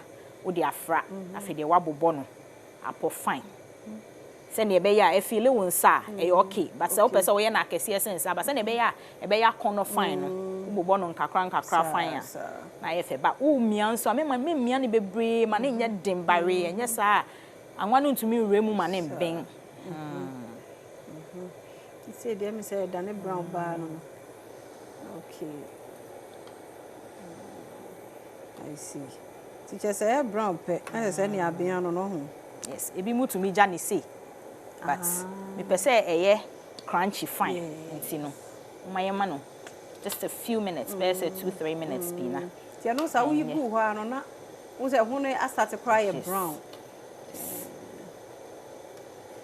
Sir, we are ready. We are ready. Your man from Alpha Hokakra. Okay. Yen she. Ye chen we no say. And also be brown e kakra. Yen we. Wo tai we ya, wo nya wo kube no so ka ho na say no wo meal. Ewia ni say ya na bi twetwam around aja. Ye nyina ne afede. Na kube no so em say kube ni ye difference. Kube do so ba we ni ye de den no. Yes. Kube na ye den no. Tie no so. Na eja we twitwa no kakra wase na ebe ya obi abenye bi okay bi abenye bi ma chikekro ni ye ready se wase kube no yeah no so ye ready se ebe ya okay no so udwa obetumi de enchi ni nsuo kakra ahoho ho okay amana ye kama yes oh abiun nti simple wo fie nso a wa utimi ya wode na se wo pene dodo no nso a na da wo ma na adwuma a wo ye no no na je se ne wa frɛ no na watumi aba besom wo ne wa hokwo no kama ai nti we no sha obehu se hot ye ni hot se inside no aben kama correct na je na isu o enchance a nti say na wo se ye aye crunchy so fine pa nti you fine no yes ano bedding yes aha e beto no aye bi ofie ai sanetie no kre and then kra we no mo no ko yi we omuni but also introduce mo mu hu say you kro mu no ye fufuo nko a ne de ye etumi so de ye banti akekuro unya okube ka ho a awia yi wo motete ho a vacation say muntanya vacation time omuti wono mu TV no na no ye din a ba ku bi a me wono o ma kwan ya obeka bibia hwe to onya hard one we na obewe ba ku mienu be wie na re za de esa ezi na wie kura di awofo no ye nsua na ye wo fia na ye bi ehu kama fefefe e se de abiun wow mami nyi kube no oh e se mi yi kube no free aha se be ya thank you sa I am ready you I am ready you I am ready you no money beba I am ready you and am do ye me no mama sisia oh I am fine I am no so no so wo chia ya ma nwane no so waka kire ye bia na wante anwane do so a na kata aduane no so won se na ben kama fefefe oh wow I am ready ampa odi jene kakra meko kakra kan ho ena yi hyehyɛ mu brown no aha ti wo so ye bi ofie be boa mfa sugar bi anka ho we enye sugar ne de no nye sugar salt kakra bi na wo de aka ho eno so atumi abowa aha ye wia no enti no Mr. wo pese woni eye local bar gardens eye edi enkomo a number no screen no as 0249550243 0249550243 na chese ne eno no mamefa we no so mu nche hu yeah hot I feel they but couldn't show na members are ready too much. Yeah. Okay. Yeah, any area no be adwuma. Opa adwuma ye. Ebi ani area mu ho na wo ye we bia. Ombeto. Come on. Ti Mr. Ofa ho shem ye no second one no. Ai na te say anim no ana ye kure. When dey say hot abamu. Oza ye hye dada. Ai ti me hu say ye dede. Nti melowa no. Okay. So the second one no eguma hwe say obelowa agya no. Because I say emped ye hye. Nti say obewie no na no no. Ehu ahye enso so nemu no enyame. Nti no. Hey. Hello no kra. Wow. Papa chere aduane so ne te ho. Hey, ne din aye. Te ho maye. Dominti. Amen. Amen. Monitor me. Eje ne anu ahye mu no. E makono pa. Director Weber. Benya biare. Don't worry. Only Richard, why? When is it?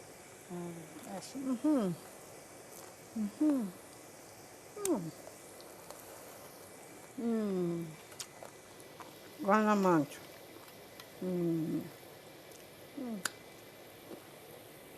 Maybe breakfast now in your phone. Fine. Yeah. Sandra. The papa. Fine. Why are dear? My contract and any entry woman here for service. Me pacho oh hwehwe ya. You on Instagram, Local Bar Gardens GH. Okay. And our Facebook, Local Bar Gardens GH. You sound TikTok, Local Bar Gardens GH. Your contact is 0249 55 0243. Me sabo subiu. 0249 550243. Ewa WhatsApp inti no untumi mfre a utumi send a message. Ye beje so. Ye beje so. Aha na bema kwan na minister ndi nkomo ne de sie local bar gardens. Be ne kama. Je ne no de gum no super. Me kono kura mente. But ede ya wo beti hihyi bi wachire. Na je ne ndi wawie me kura na esaye hot sa no ya na mepe. Enhye asa ya no an kakra bia. Je fancy ha. Ghana man. Ye bi ofie na nkura ne hu. Simple. Empeja bebre. Sebe ye be brown ne kama. Fefe. Nti ye komedi ye fia amankwa tamaklo. Awsepe wo ho. Afi kwesi de asemedi kan toaso. Koso mo afide ne na Adom TV. Fi se wazo ye bidi de fia amankwa tamaklo. Very good morning. Still in the Ghana months, and I will quite meeting the sister Sandy. I am found someone that in simple to social and so. But we need men. Shall I will be a machine, especially about private life. Yeah, who here? It's the American, and said you are more true social media, and true. Oh, well, let me go. Bonsema social media in-laws. You're more taking out your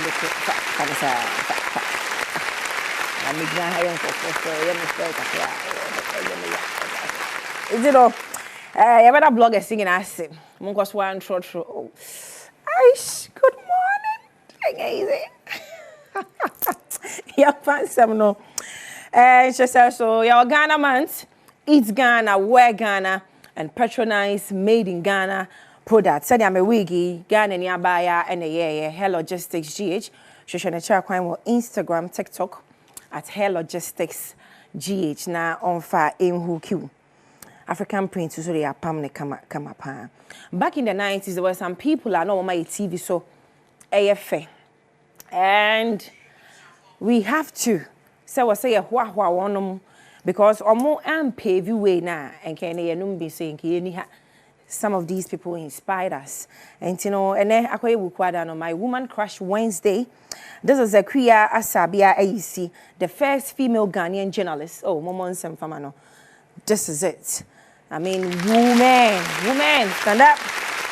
man mo ya de pay na interesting fact is so ne Kwame Nkrumah Dr. Kwame Nkrumah engina atena classroom a omusua journalism nti no ye bo abaso I think she's late but ebia na ne musua sabia de be me chromphone ekwapem latefo na nti se busuafo ni bitiase a anope the flowers no mane e de amamo ekwia asabia yeah it was why there was this particular woman gone where the days no kai na Ghana man see the Ghana man's near Shentoma.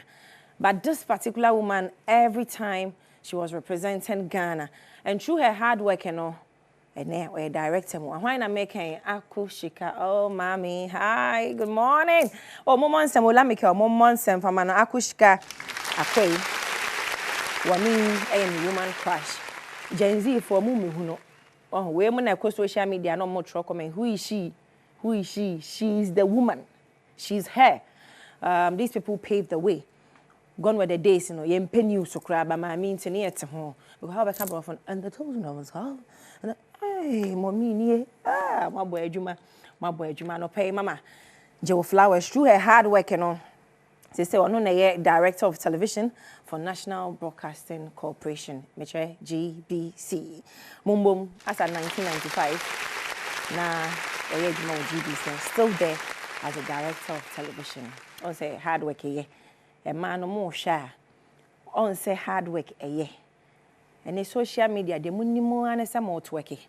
Co social and near draw young connect free not only needing or working because of gifts. Look up to people like this. Very decent people, decent personalities, and any hard work, sir, or they are a director. You can also do it because our mummies did it. And obviously, one woman that we can never say a body pan, never say a money thing. She's been amazing, mama. Oh my goodness. Mumoma Grace Omabo, aka Mame Dokno.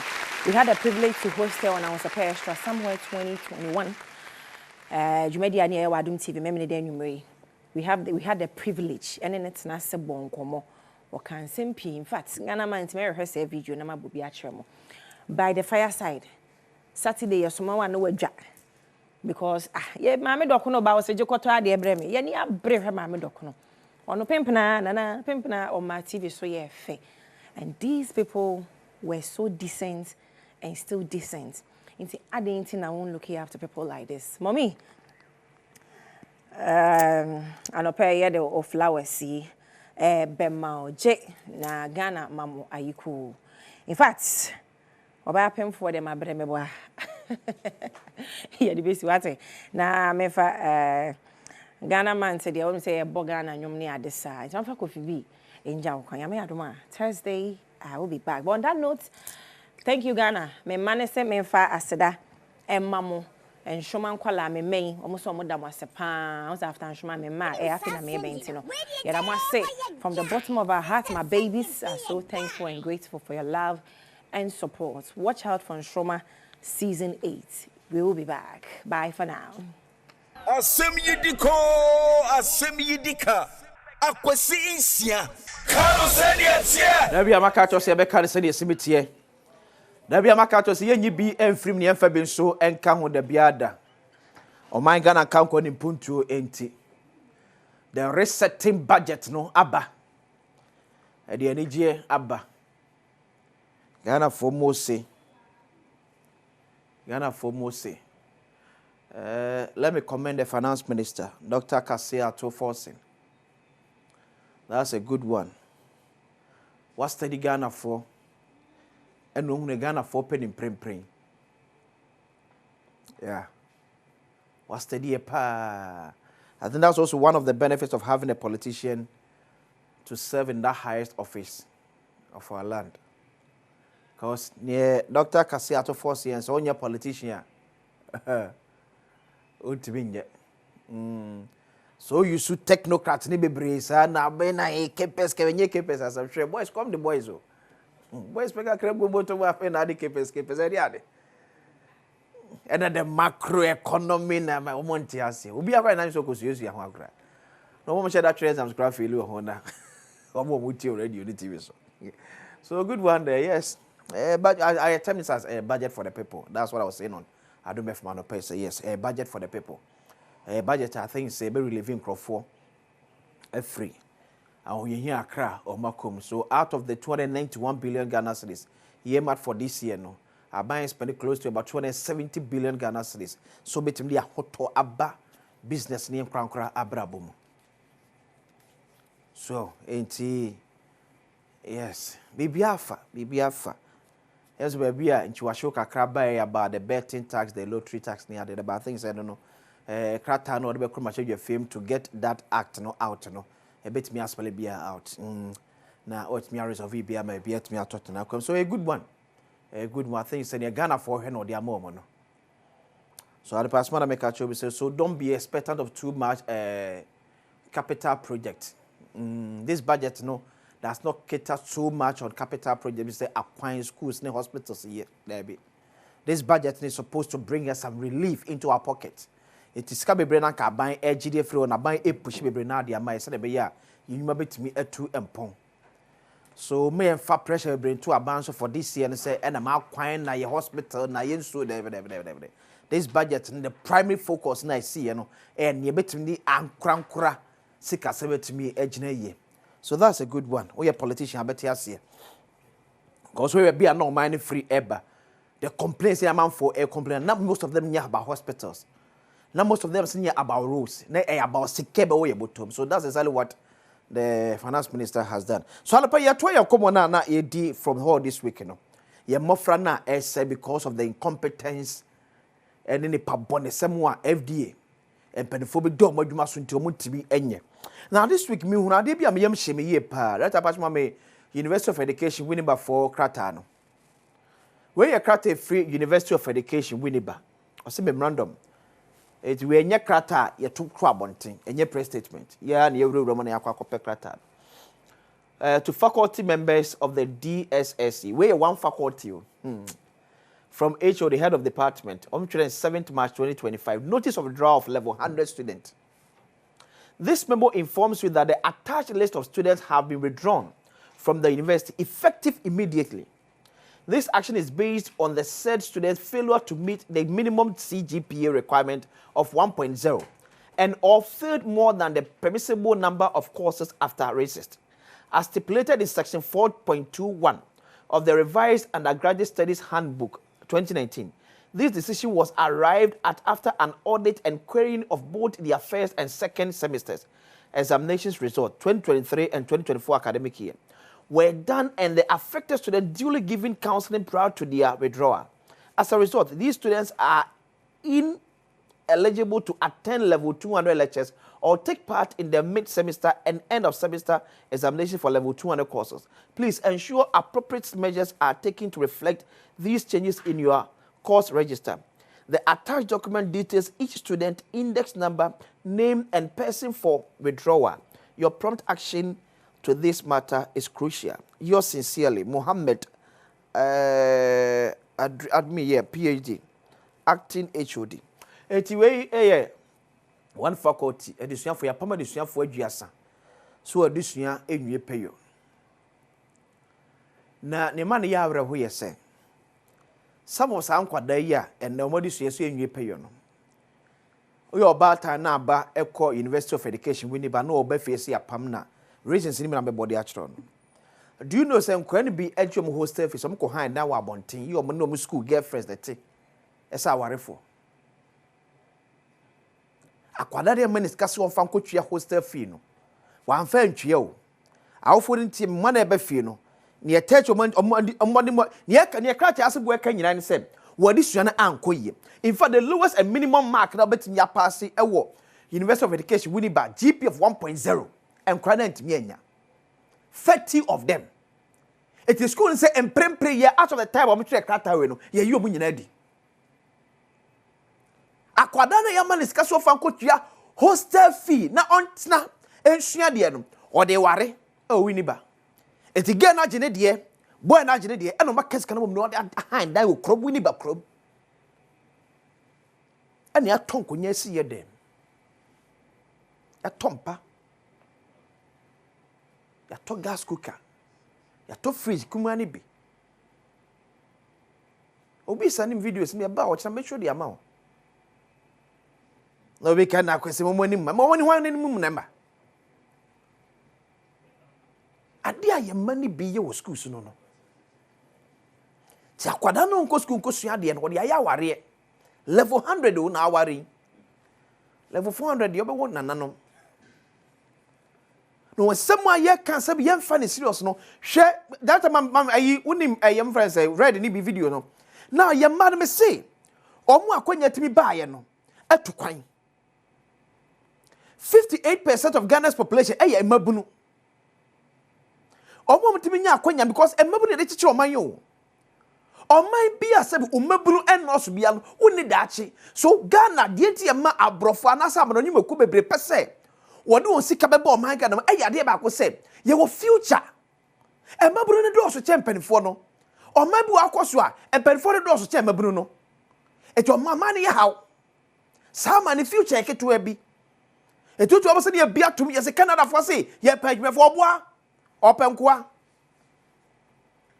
Ghana maburu na nyame adom e wona ye do mesiesie oman no wona wani bire no wode ahode no mesiesie Ghana ekosiesie obi man kakra na kai ne so na dwaman ene unim red ena atesim hwoba besia enum num boninti enkoya wo ye wode nti kurahye wo nwumpo kurase bi kurahye nanim abaya no ne ti enkwani sija so but because I didn't want I'm raising high na mama ti Bob Marley bakra be ni oye Bob Marley just wa higher ma eja ne kwa na wote ho no won te kra so wote ja bi ho. This is the kind of future you see your building. And I'm going to paria do kind on Adom for money CJ. Or see, no crow me say a dangerous. Say threat sound yesterday, a be high and only chief director air plan BB, the ministry. Air plan BB immediately to deal with this challenge. So more nya kwanya de mo tukọ pa omne awie omno ma ho ne kwakoso obi man no ma siesie obi man kakra na ka kire no omso bo wonim red enso chemu a wona timi ko school no so a sem de akwakoye mprantwe na akoda timi ko school na GPA untimi nya 1.0 uti school den we den uti school den mo ye den. And you see, that brings me to this. We need to also find out from University of Education, Winneba, how these students were able to get admission. What course school GPA 1.0? How did you get admission to University of Education, Winneba? We didn't know to one. So maybe on to yeah, tackle we need to also find out from the school. The admission process not the same. 30 of our students for level 100. And me and cross it. And you level 300 though. The basic of all university education, level 100. When me and cross it and call level 200. All because the GPA and 1.0. And you're dangerous.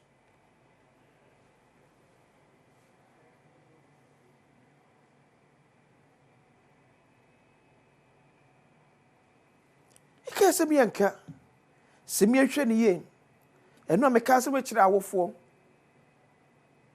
And Manin was say, and you back into Yawasem. These same people live in our community. Ye mana ye nyambere no money common. These same people and be nyambere about money in Uncobo. Sako for some more time is say. No, uncle baby yao, uncle bano di bawadi. To so bam so influence so ba. Jinyame bem. But the man entity yakwa kudu pempe so afi yakofa sebio coach bia ba emu a nanka enkane. Abbas no redeem betimi ahweme nyura ka tese ne yawo ye ne nye en Abbas wo timi nyasa ne de benja no. This is a kind of entity and never be grow my Ghana and no be tia obi ba. To we ba no ye din sem na hwe ne say ya no say ko. But I say the net effect near same. and the sikapeni adwumadin no ye nyamra mfa ma ye ma no. And these people you are bo unim red omne womre omne be shape and define the future of ye man ye bo ho ka. We need to go back to our roots. We need to go back to our roots. This is not Ghana. DNSC. DNSC. Kocham be wura awom hwe kwada ketekete a atesi awo so. E wo se twe. Now 16 years wa wo brabe na betimi abo. Okay so we ba. 16 years wawo brabe na betimi abo edi bi ahwe ho ahwe akwara no oto ma me no papa nche wawo bra papa be na wo bo ya me mofra ne dachi ho ahia ya we will pay a heavy debt for it in the near future. Me dey akwesi sa me nka say Joy News any University of Gold Coast Akabum Eddie the Global Leadership and Corporate Governance Strategies for Sustainable Business Group Adom on the 22nd of March 2025. A basso and a panoncron, you could see a real dumienu. Admission a free person maybe a free. Open register called www.ugc.edu.gh/event. It took us our website to obey me and your details now what to me arrest a free. Open to be a friend 0260 500 444. 0260-500-444. Foundship na emwamedi dia kwasisi yedi pese mu eto aso asemi edika background. Yaba munyina machima akwa bebe emfa emra bedwem so on Adom TV live on DSTV channel 280 Go TV channel 119 Multi TV. Take boss we see live and so honum sanso is streaming live on all our social media from Facebook to YouTube. Maybe abakobi awet me search for Adom TV. Adom TV. Yeah, share. Ya comment was say yenye ni kenkai emfa emma. So na no pay komo kesi edi komo no nyina fa Ghana budget ho. The first budget of the second coming of His Excellency John Dramani Mahama. Ne ho budget mako 9 ya obeye. Ye dikan e na odi ama oman efa na mambu eho. Enura menim so otimi gibre etimi ehwe bia aban ya kire ne ma oba abaye eto do base enum bi honum a woyi ede afri honum kwa obetimi afa so be raise sika ama sa ato do na woyi de afri honum no enko ye ohaw kase bre emfa ma oman no so tinan komo me aka se benua Abbas no reni Esquire mranim ni wona CEO ede ma Social Investment Fund. Saso ne hwere mu se honorable Twenebu Akodua Foku MP for Manso Nkwanta constituency ba be kan yensa na also be join sa discussion. Abbas, congrats once again. Thank you very much. Me say TV so na me ma congrats. Say she ye. Oh. Na me ya de. What take charge? Oh, yeguso. Office where kama. Yeah. Bibia da na kwem. Bibia de da na kwem. E ka bia ni ba bia. Eish. Aseme no akobo so. Well, you know, na do ne ba mi ade ba bia ni ho a anda minnim ba bia omugya ya sabi hoyo krojen but yes e di jawa na e di asoa wo. Okay. Nti de wakoto bia no so hwe na wo ye. Ti ma me fa akwanya we so. Na me nchi ade hye konkron a etie yen na ese hwe yen. Titiri umi amenuano mu a ewo Asante mantem ye mampanyiri John Dramani Mahama abade akire oba panyini eye Jane na opoku ajaman ene finance minister awon sanda enra omode ebreye. Okay. Abbas say we there eni enra budget no me hu I partner say serious mu nyina mo tena one leg eh I say you want so shege na mabrand mo nyampa na me hwe emabunu se ye serious pa I think Samejam Fear Rekeje Abbas Malik Basintale me wada one be mfa man kai odi apacho nye bo apayo why man kai odi nye bo apayo kra ba me hu mu nyina say mu nyina one line budget net to say yo meda wase na meka se enra se ne Ghana ya mamra etie no na wo se Ghana photo samfo eye Dr. Atoforson ode o man sika stem nhyehyeye a binum frɛ na konma sika for eye afi no ebeto animu na inu free se mani free adi no mi hu budget a ya dia betu dwa ama ubia boato ne yem ama nkwala boato moyem empanyimfo boato moyem emma boato moyem emmema boato moyem teacher fo boato moyem echen budget a ya de ba nra no nti budget no se me mani din a ka me frɛ no aman boajo budget oman boajo budget because a budget a ohwe ba bia nanado ene Dr. Baumia ese oman ni kodru ye ene baabi ahohiahia Ghana fo ekom ekoduru baabi nkokrafo kra sika da bank aban se wafa ebeduru baabi bosen ayaya kobokra no yesi ye ntua ama ya pam ye wa ama no ne se ye ma ye sika bio enom ne ade taxes ahodo a ye dai ebaaye na ohwe abufu hyewa omanfo de koto abade ti MPP aban no a ye wonipa bebre a na omofi se oman ne de eni daso bia anya dai eni ho ba ubia na ofi se eni daso ni ho no nra so nya adaje etena ase etie budget no enimu nsam a obehunu se wode yakom nyina wa ahohiahia yakom nyina echi no eni daso pa bi yedai ewo man and that is what President John Dramani Mahama and the new NDC government no you represented. Okay. So we offer Mambo Ajo. Now, Adeba the finance minister can was him say, were you afraid of some of the taxes in the ye levy COVID, I'm say afraid of personal reform your tax system na afi we are baby year no at the free honum. Now, betting tax, I think the one baby is a children kababeji. Say ya nye lotto tax ne betting tax bia really some of these taxes no actually be obenyes can be free e dey ba shim but so we ni nyina sa o deficit be 68 billion Ghana cedis esa we chire na na kufa da ban 42 billion Ghana cedis na because afiwe sika bia nke we hwe ni se sabe kan ye sentiment Africa Development Bank for Subsika Emba. Now USAID for more than commodity boy no is no so a freezy kakra. About me ko e bia man so ko pe bo se so we wait inside with me aka be $250 million of which I doubt any government we have kwaje de. Ntiama yes. Ya ye 291 billion Ghana cedis budget but ye hwem say it be can be 223 billion Ghana cedis. Uka we nyina bomu a do you think say right way? Yo me no who say ubetimi a appreciate the Yewra Mahama and the Yewra Atoforson eyema ye nra no a wo se ohunu baabi ananado ne Dr. Baumia de be ginaye. Okay.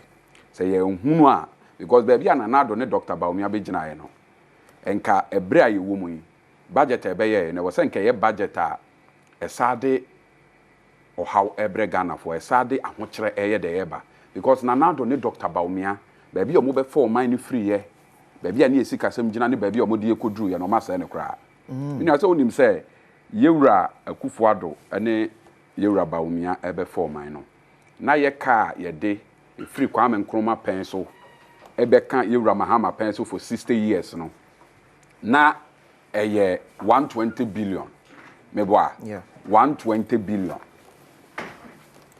120 billion emfie nwotwe no na nado danko Akufuado de kano afri 120 billion edi akodu 727 billion tieni ye pa 60 years a car ye boy ye 120 billion 8 years na nado edi ene Dr. Baumia edi yakodu 727 billion na chese a car na nado nko abon 8 years no ye times 5 ye born 60 years enya no nko almost all the major sectors are na no etimi ema omagina ne na so a ye free ho ye nhyehyɛ ye pade to akire no ene omu nyina de ka kese pa ene menua wokɔ eye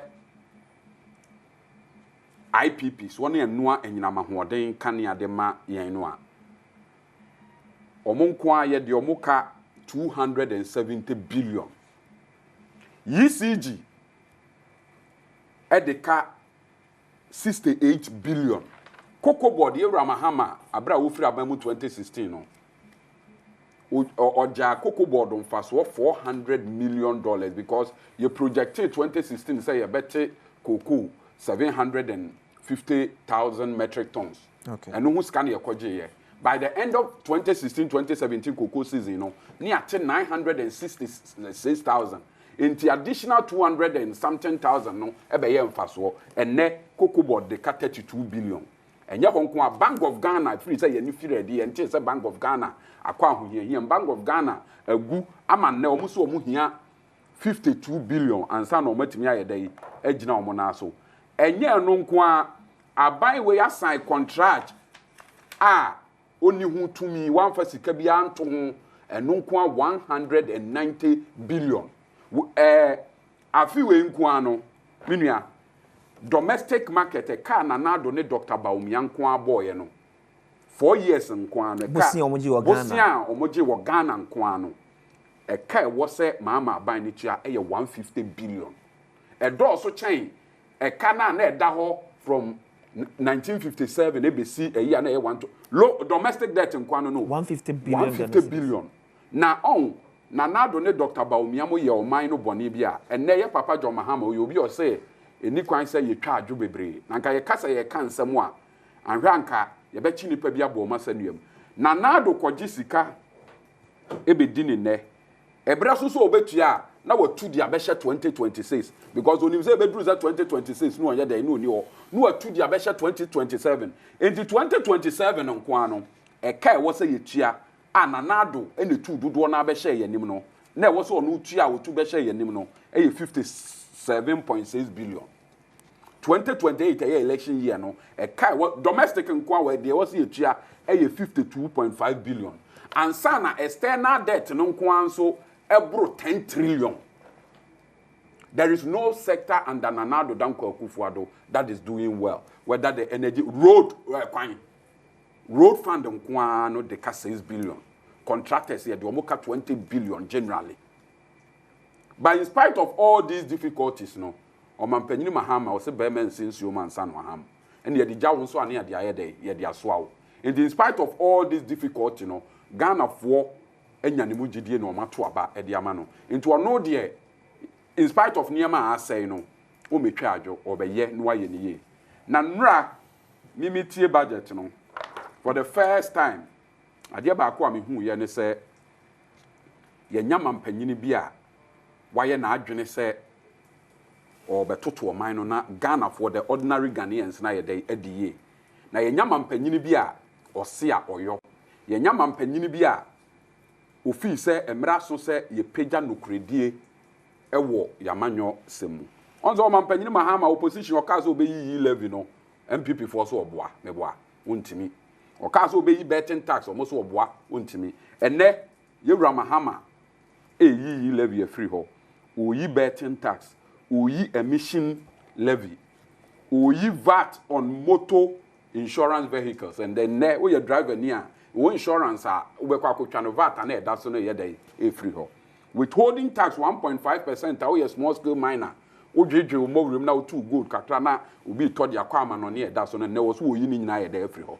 We nyina ya ade a edi sika ebe hye omanfo botom direct because we yi levy a ye will be or han a juma where you bosumi be a 1 year 11 kwano na 100 million ana 10,000 ana 15,000 because obi to ade ma no send it near te no asa send it near te na o mampanyini Mahama de say sika ni nyina ye dey ebe hye saafuo yi de yi ebotom na ade ba ko a ede nchi no ahyew kakra ba a ye betting levy no meme de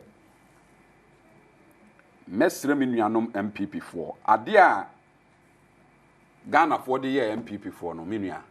NDC for the teacher in Yasuan Yama Bebrew. Because you see, dear, and I said, dear woman, to come and tenase and yet they into Ghana for Ama Yaman for you know, who say, will be anywhere, will bet me do a margin a day, a diagro.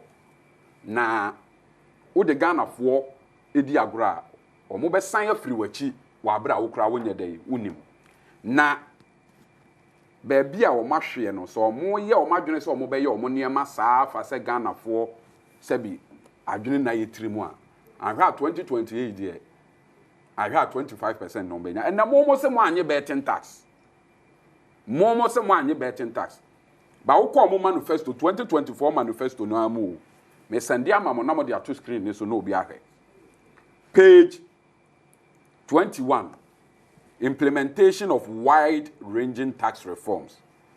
Ohe eye item B no a ewo ho so mo be abolish betting tax enie.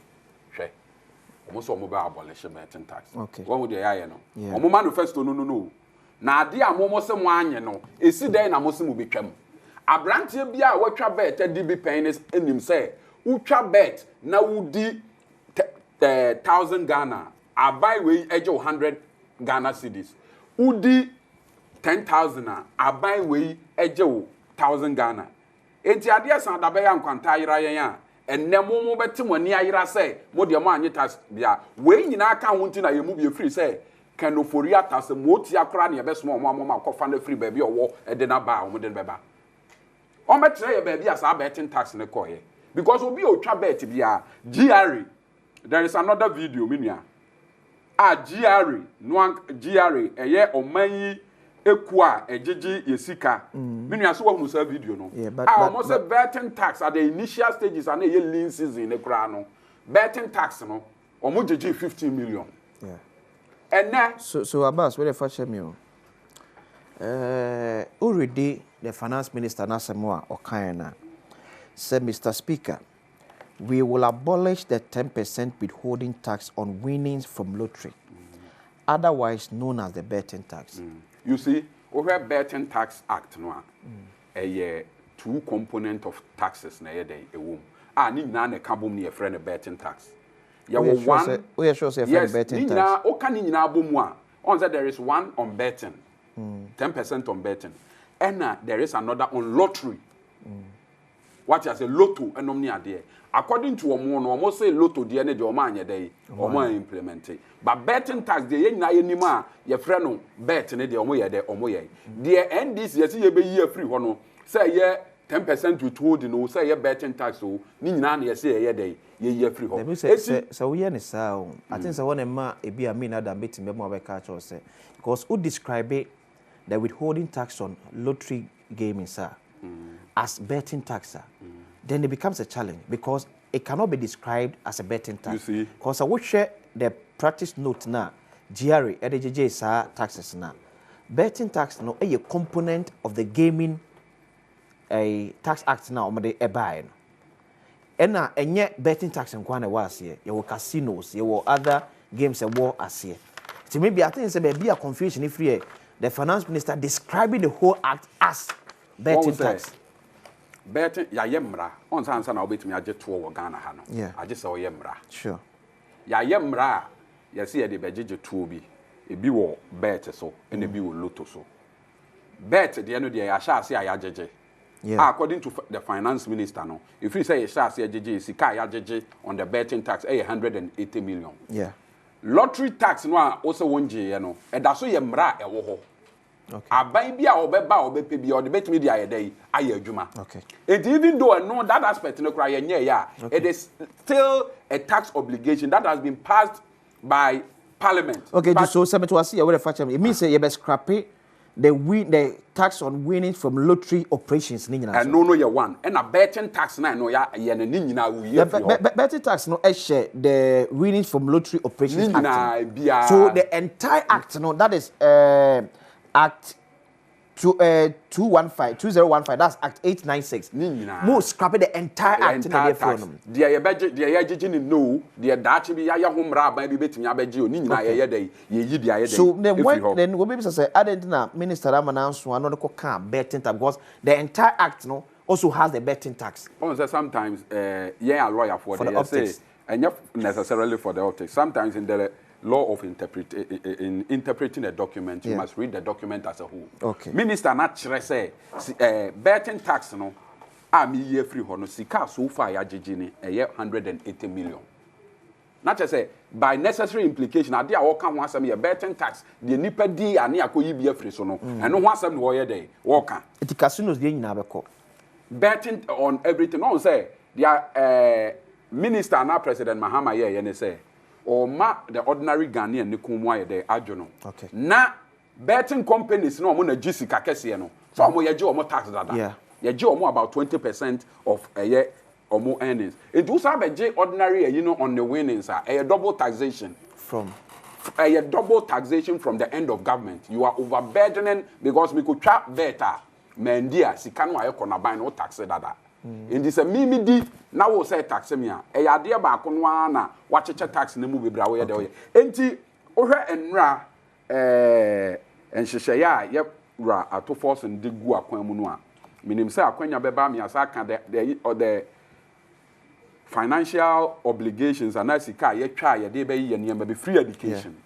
na MPP for say Yewura Mahama ba obetwa free education mu but ne ono no aba abeye ni yie a enne ono tikasi a eda so daye ono na epe sustainable source of funding get fund so get fund Ghana Education Trust Fund NDC ene ye de ba MPP na nado danko akufuado eye kunya preku demonstration ba abra MPP for ba no get fund no a no VAT component on get fund no a mo be puti aye no ene mo be ya ade bi aye frɛ no statutory capping and realignment in the get fund sika na wo se ye de kɔ ne ye de kɔ bo education ho bra no aban no beti 35% into yenya 1 billion bia I was here dey eco support to education na aban no for 350 million e dey call flash staff akodi ene Yewura Atoforsen ene Yewura Mahama a on capo get fund no okay na say on capo a on capo no afi we nko no the on cap component a eye 35% no ebe ma ye 4.1 billion na afi we ye ka ye be no free education hu nyina eye 3.8 million 3.8 billion it was saying nyansa sakra be 300 million ye dey wa chire eno nti ne ka say amamuo no nyansa po ye sane ne badwema so the free education conundrum amanfo say Yewura Mahama betwam nursing training obetwam no nursing training and teacher training ya provide over 400 million and the nursing training ni teacher training no ye betua o mo kasa na ye tu adwumayefo ka ye program o mo nyina de aka adwumayefo ho enti bosome so a ye tu adwumayefo ka no na nursing training ni a MPP for ka say Yewura Mahama wo oba wo be ye nsem o mo ka gu ni so no ene nyame adware na ma ne ho afi Nuruddin say Yewura Mahama CEO Edema social oman no Abbas is CEO the Man Social Investment Fund. Honorable Chinebu Akodua asna se manso kwantamra shebedwe. Honorable Kodie. Bibia boko. Constituency da ye. Kakrakra. Bibia da na akwem. Obeni dey. Uhwa uti budget e ba ye a constituency na shiki kakra na. Budget dey enya really budget a obia e ka no. Okay. Oti o man mu dey ka. Manso kwanta yakwan ye. Ti o mo dey mejidi se o ka dia no anka ya kwan ho asem a be se budget na ni a wanka o mo asem sika bombo to mo sika mo ni na ya kwan no ya kwan ye nti se o kana o TV fa na kwan ho dia onim se wakai Manso kwanta ti eno ani ade ehia o mo da eno ani ade ehia o mo akwan a enye eno budget no hu se menu amida se me chia wetie for me mobiache budget ne de no krem nie yani a ye odom kuma ne de broni be kan se ye disappointed ye hu ani da so bia wo ye hu budget a ebebo man ama man sika se makọ nanim budget a ebeboa ama se omo from say small businesses ni entrepreneurs no ye nim de ye ma omo ya mom dimpo budget akoye se maka bibi o me manifesto enti se e fa o emfo e se me ka bibi fa ho nti wa keka bi agu ho o ka gu a na nwie wa ka de ya de sika na ya de na se sika no obetima pede abade eno ni asem no because me twa we di amawe then kofo asase e both say you discuss say you try to hammer me you be go through appropriation there but dwene hu say say o create sika no ansa na wet media ma na o sha ase de mawie na wontimi create a eni a na eni a wan fa ma kra nkeye because we create hope na ma nipa no but wontimi create sika no emfa ma no enti budget ni de ye hu ani da so bia wo akoye say president no or seti tone bi and interestingly say wa onim ade ne free throw na kofom to seti tone no the tone no said the friend lamentations no or seti tone no say bibia anye o na the MPP for mo jane ma anye o na say you or the free time I swear ni in and what can they say man na anye ma anye o no mo ja we o hold no mo ja debt the em so mun TV da say yakko borrow sika na ka akrada ho asa mun TV da enti no or shall see free time I swear in and or call ya state of the nation at the same thing and also and we are the car to have me and say you sa and or sign the twice so economic dialogue at the corona and the car to have me and say sa no the twice economic dialogue I feel the finance minister and so be ready budget at the corona that is a question adwin bi tachiri say ne yenko ka say ye bae ne no manye nti mra ankofo be bobo hu an be kika ho nsem no na ni aye nya mre kakra so hu tu hwe amamu no style a ye hu ne dia ase aban no o pese se de broni be ka so pese o buy time o pese o buy time na ni a wa shede kika say no ma bi nye ti mo ma memre na me nhihye no ma why say no maybe nya tie ni am frefre nipa bi ye nhia na afi ye nhwe se de ebe ye no ti na ko frefre nipa be share say economic dialogue na president a ya mount to me se bu o man so afi na ko frefre nipa say e me share say the economic dialogue na time a wo ye campaign no o manifesto dia na o kan ye say o ba o di be bu o man no no wa kan kire Ghana fo nyina say ye mount to me wi a obebu oman say na bebu oman no waka ni na ba 125 promises ase obabe enti wa ba be ma de ye de akofna hye onsem resolute ye si be ye adwuma afi de obetena akonya so a kofi bro kwaku bro mumra mehia o mum ye nkyira adwene se de ye be ye bebu oman mi na no so fi anya ne papa no anu so fi se nim de nkani ba ko ye de akokodro na ye adwuma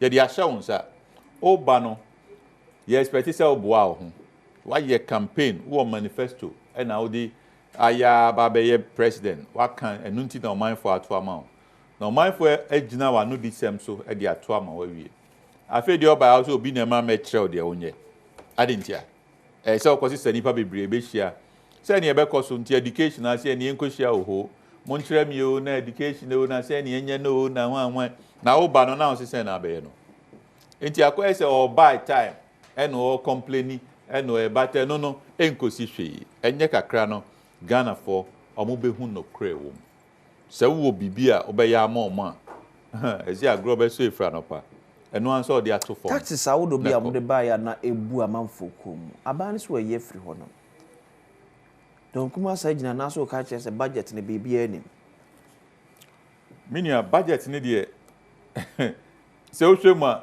bibia anim na ya se aban a promise omanfo na afei wo hu se wa ye enfomso na nso ntimi nka so oba no o catch omanfo se MPP4 omo jemo tododo meyi we afri ho at the end of the day meyi we afri no ohun se abebo ne bo yi free ho asase mbeba o na onim so yi free ho asase mbeba that is a time and now promises so be year free ho no na say one show and one so be kan to win an election they say why we near we the people are waiting and they say also yi taxes be free ho taxes ben we year free ho enum minia enum no ensiampo no so year free ho they move me inside there. Neni hodada. Then you heard that. Look, emissions tax, yeah. But send away in Kratom say. And I make can say, meaning says here, too. Near that. Ghana 40 a year more emission tax. Near new emission tax, no biso be year free. I did new so, then ye free so. And it's moot. Ye infant to be so, and ye be year free so. And I no, cost 90. And ya dear more be pocket more be do and I say more be ha. They are implementing anyway. And the emission tax also a year free while. They are the any hodada. They are implementing. And what is the problem? Withholding tax on lotto or lottery. And I said, we are more kind. And no. Or say, obey 10% withholding tax on lotteries, otherwise known as betting. Confusion can see no akofaba. Because gaming commission, no, and I say gaming in general, no, then in betting, any in lottery. Betting there, and no say be a football match because so now you want to predict the over winning. You say be a reality show because so or TV so you want to predict something on it. Nay, sad man, and a friend say betting. Lottery there, and you say oko stake. It's a game of chance. Oko talk tickets. Now wow go through no one ticket. Numbers I just say be winning. Now wa go through winning one winning. The two are different. But ni no sa 10% with the holding tax no. Emremu no e say ye adwuma. Then so also game inside or no. Hono based on outcomes that we know. Sporting events near dinner. Hono. Ena yajeje sa to no. See about lottery side na. Mremo ese yajeje nso yajeje. Enti say no said your kind or say on lottery. But then he talks about otherwise known as. So he's confusing the two. The two are different. Gaming and lottery, they are different. Different modes or types of gaming. And he said he has to come again. I saw Bohobim. Naihu said really, were ye 10% withholding no? If you betting neso, and I said were ye free lottery side so. I saw scrap the 10% withholding tax on lottery. And otherwise known as betting tax. And I'm going to say a confusion. You see, okay, say lottery is not known as betting. Lottery is known as NLA, National Lotteries Authority. Betting they fall under Gaming Commission. And so you clear what mean can say lottery, otherwise known as. The two are different. And the submission, no, he has to come again. So baby, no bet trim. Ni who say betting na say no ya implemented that no and no so we every ho ama nipa ho high na don't mean ka say lottery otherwise known as. Lottery is not otherwise known as. Lottery is lottery. Until or person can say lottery may ye 10% withholding every ho. Betting may ye and also 10% withholding every ho. Clear. But you don't confuse the two and say lottery, otherwise known as betting. Known as saying. So, enti hono or the way be a firm na me jidi se nyekwa bibi shechire ube shano na ye di afa nipa ni so. So, enti minua so bika se we betting everywhere media me say omra me trim. Afi tax BT say VAT on motor insurance. Also a year free ho. VAT on motor insurance. Busa who say we when you charge in bida. It was never implemented.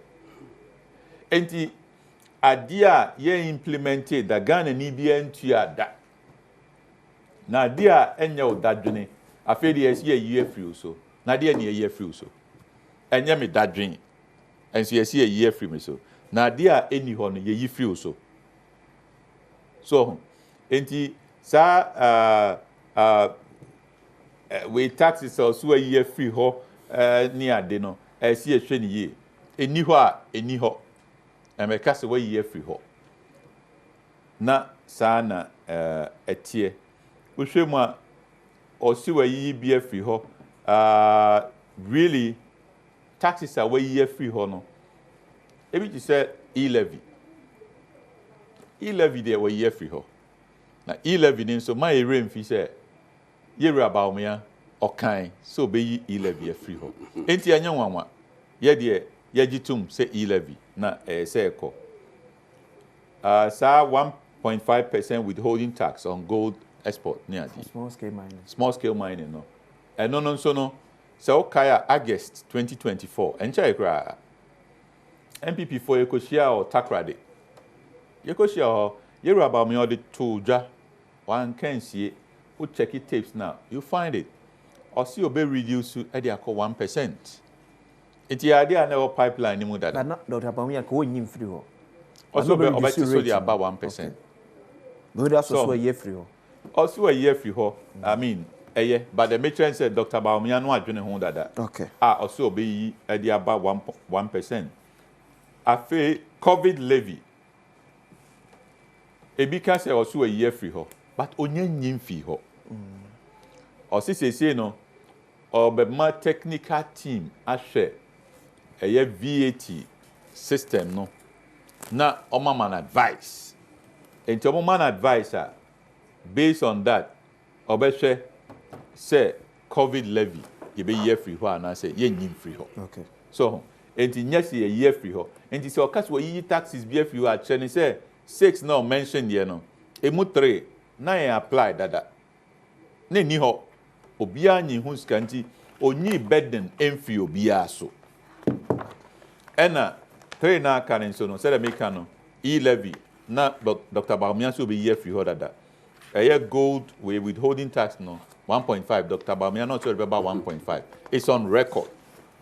Afi COVID no onya nyim fi ho or say my technical team about the review VAT system no to be a true that no and obey year free ho we are waiting enti tax is a year free ho no enye we sa emu 3 na ni ho dada emu 3 aka no so no kra na COVID no ye nyanyim fi ho enti ye no it is so the okay that means say taxes are not the burden ankasa ba manfo so me nu pe ana way e-levy and a gold there no and a gold there no yeah I don't know so no e-levy sa me nu we no Dr. Bawumia was a bet na a component of the whole gaming tax act no and so say a call I'm just a betting no say oba back again it's very important because ultimately country is a lottery otherwise known as betting lottery ni betting no and yet the same lottery otherwise known as betting.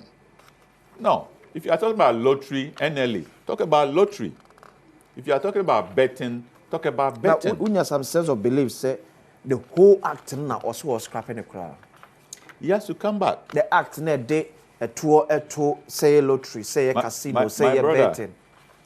I say oba back for us to know, say indeed this is what he meant. But so catch me say lottery, otherwise known as betting. What do you mean? Any money are different. You can betting, you can sporting events, reality shows, near the omo betty on those things. You can lottery, omo kokoto tickets, no mustake game of chance. Ye sa no mano. So, enti a different. Do you think I say lottery, otherwise known as betting? Okay. They don't work that way. And in the taxes are also yen sheni ye. Afe or the taxes for fraba be shame new taxes. Yes. Ebe man Ghana for or say one mon shamo sapo mu dene. 6 now see where you know. Na me catch you say mu 3 na ni ho dada. Enti my enyu say where yi taxes be afio or the beer san ba be shame. Okay, 2% growth sustainability levy on mining companies.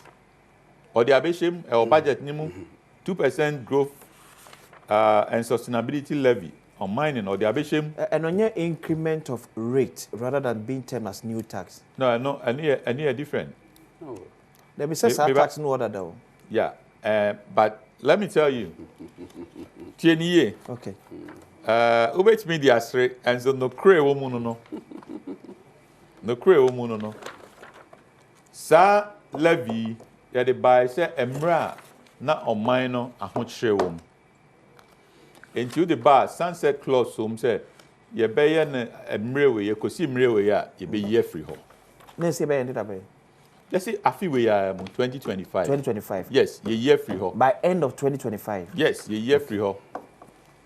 Enti aban no obai na say hey me mamu nyin fi ho. Yen toaso. Se wo toaso ade a endi a ye toaso no. E kire se a endi a free ho. Wona wo dey ba. Enya endi. Endi this year 2025. But also the budget indicator for this year. Yes. Enti se no mpeso obe manipa anase nyuma etua sa tax na. Endi this year enti mane endi. So maybe we say endi na oyi free okaba for now say enya endi ye no. Obe take advantage no because of it say hodom no. Be I obitim de nyeska at the plug some of the loopholes now. So pese odi nyeska e di ye normal. Senti no aka no. Just be bold and say it. Obi answer on sa be bold and say tax to media ba. Odi aba. Everything has a good and the bad. Eti eno no odi aba. Okay. Odi aba na ba odi aba no. Emra NPP yes see end this year no. Ye the any the NDO or no the fofra ba or say or the free 2025 accord 2028. But as or they call 2028 no. O movie tax rate the yen the 1% net also. Or they call 3%. Or into the 2%. And I can't home. Fachempa me mamnya adwuma mra abas me ba so na e beto aso so ehwe bedwem pese mu ne da ho aba mulabre aso my boys nya akra enfengo motom e ba ese yes awu nyina kwa ba biem nti boys na di kakra ese nyame adu na se parliament bi pass budget we na appropriation we are go through betting tax never be free hono nti mu aye tete mu no mamon pa ba kra why e ba be free na mo atimi atobum. Happy birthday encore F mother former first lady of the Republic of Ghana, Her Excellency Mama Rebecca Akufo Adom. We wish you all the best, Mami. Nyame tonko so enhyira wo. Emfie mu, ahoden mu. We be obemu abrabo etimi we pay bia adom nyame wonfa enum. So happy birthday to Her Excellency Rebecca Akufo Adom. Then happy birthday so and confirm Christiana Nketia of Cornerstone Baptist Church CBC Domi Pillar 2 we free. O mother-in-law Mrs. Nketia so we sure the best na fe Ochiame, Ominam so be sure. Happy birthday, Mrs. Christiana Nketia of Cornerstone Baptist Church. Yeah, we sure the best. And final one to my own colleague, a brother, a friend, everything. Dr. Shine of Adom Newsroom. Happy birthday. Encore and from doctor. All I'm going to say 1 minute now. FS na me mabaso. Honorable Enye. Or wrap it up. Honorable wrap it up. Okay. Thank you, Minya, and thank you, listeners. So, I was on the taxes. Yeah. That taxes now. 1 minute near me. Yeah, taxes now. After forcing or can't one sem no. Because you say also abolish 6 taxes. Out of the 6, no 3 near Nijidada. Until no. I mean, it's neither here nor there. Nipa no Ntiadada. Until you can say why abolish here. Really, what are we talking about? And the okan say or the eba beka ho and me de 2 dwa no or the taxes for fraba and also no ebe man nipa ho en high no and na make growth and sustainability tax na or the aba no so tax we no NPP omo de buy maybe say ebe boa ma economy no apagya ni mu na so na ende afia you say economy no a rebound ahode aba economy ni mu eti hia se ebeto aso biem na so forcing or sisa tax no or the economy beam on the Obesanjiji or the GR Kosi 2028 or some 2% cry, they are 1% or the 2% sabe can one jiji. That is a taxes needed the ode workers will year free now make us at me and Sacra near Dano. The ode bano and on a song imposition of VAT on non-life insurance. And only a serious issue. So, anti VAT, non-life insurance, or the VAT, basso. Now, no, I see a training year for say Ghana ha. Eddie, I don't know. Say, I said non-life insurance, so who say general insurance. That you say, and near my, say, vehicles near anyway, and for 8 years. Or the what's that the taxes by 2 vehicles? So? Yeah, non-life, all non-life, general insurance. Yeah, general insurance. Okay. Imposition of special levy from 2025 to 2028. Said on growth and sustainability, no, no, or the ba adianka and the enti se ushema. Ne no kura ni say call round. So buy no we yi taxes be free so or yi taxes be free so because na campaign promise. Tie say buy no show skills bizarre or ABB. Ne mom no kura make can say taxes in Sian or so a year free ho no. Me and san ni ho dada. Okay. Me and sana aka ne so no. So that me kan no gold one no area about me August ya last 2024 no akasi e beti so about 1%. Okay. 11 so no akasa oba be year free ho enti anya nwanwa you hu bibi foforo bia Abbas yo meda wase onse meda so ye Ashanti Regional Communication Officer NDC Honorable Nsufri Ashanti Region na in the course of the campaign no nko na mpɛso aso ho bebre na waka asɛm bi a meka sɛ feed into the general perception say I say MPP as a political party, omuni buoni ani die emfama Ghana for especially omuni bie. Asembe no kan. O say o mampanyini Mahama instead so obetena se no waye de won manifesto mu no wonye eno no afrefre Ghana for. Se Ghana for nyina mesi sa adwene esan se tikro nkwa agina na adwene ni ba akofo trim. To mampanyini se wogi obi adwene ne ye de aye oman no. Eno no ya de bone a e kire se o mampanyini Mahama anya de na de honorable wenim ni se ade no o mampanyini Mahama ka se obeye no menua e woni manifesto mu it is okay so o mampanyini Mahama e ja ne manifesto ato ho e na wo frefra kohwe we ye 120 day social contract me boa number 4 kaima atiefo nyina ntie. Okay. So the 120-day social contract with Ghana for your President Mahama also hold a national economic dialogue to discuss the true state of the economy and prepare a homegrown fiscal consolidation program to guide the budget. So, adie bi o mampanyini Mahama ye bia no na e woni manifesto no. Manifesto nso na Ghana for hwe so de eto aba. So the fact that Ghana for to aba ma mampanyini Mahama kire say de woni manifesto mu bi o magye atom. In honorable clearly one can your manifesto no sabre no are busy. Em say no ye managing director of ADB and also a parliamentary candidate. In Tinana Juma Yemi and Wenya Adaja anya day and kind whatever President Mahama is saying is doing now, whether education dialogue say and ne secondary school at Papi. Now we secondary school a Ghana education value chain now. You have various stakeholders. You were a buying, you were a teacher for, you were headmasters. Your civil society organization and your wow for ubia nim de a wo for free education no danso nti boni be ne wom say ye beka so ubia mekere na adwene eno ne ade a MPP for no mo ye de mo kasete mo se Ghana for se bi mo de ni kwan se ye gye mo adwene because se bi o to mo no de e bi adwene bi anim twem ba NDC de ye de ye nsosu sa ye fi se nipa bia se ne ositie bia se wako school so wonko school adwene bi da ni trimu a ye fa ne ye sone so ne ye de kabo mu a ebe mo man na ye de akonanim na honorable sa kan asem bi you see say ye kasa aban impose tax a unim say tax reforms a yewura to force nso obeye a o se wetwa mu nyina no enyan take effect edi entia agi se komra hye bedwam ye gitum ma ne be yedai e be ye mra mebo a so the moment aban so person the tax ba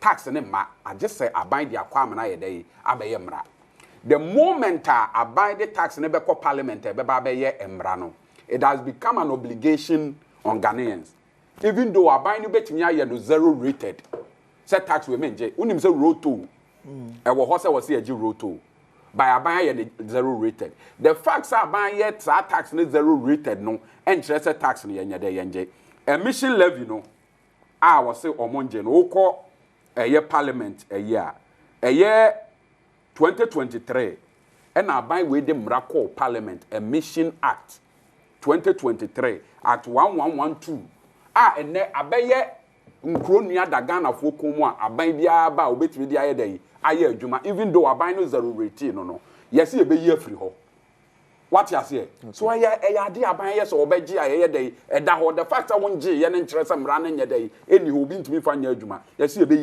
ya ye dey afri ho na honorable sa kan asem bi say ye the taxes nsia anamiensa ba but more year through because the next government be back after Mahama on to be fanya on ye year free ho se ne be ya emmeye a tax emmeka ye tax regime ne ho Ghana obi ba obetimi aye dey age what you say that is it enti eno wo ho e na de aban gie eno nso de ahohiehie ebre Ghana fo te say yi levy na no so ye say ye dey ye na ka betimi ebuani aguso say yes oba ye mfanya adwuma ye ntimi untimi aye mra ne de untimi mu wani ngu so obi beba e de abaye adwuma what you say but na ye future government ye year free ho ma Ghana ni bia hunu say saa nkronua no enna ne kom e bia honorable ka say ye wura to forcing e de taxes be ye en9 na aba yeah by your war no an wentimi ankyere taxes fufuro bi aye de aba tax a wo ka ho asem no e growth and sustainability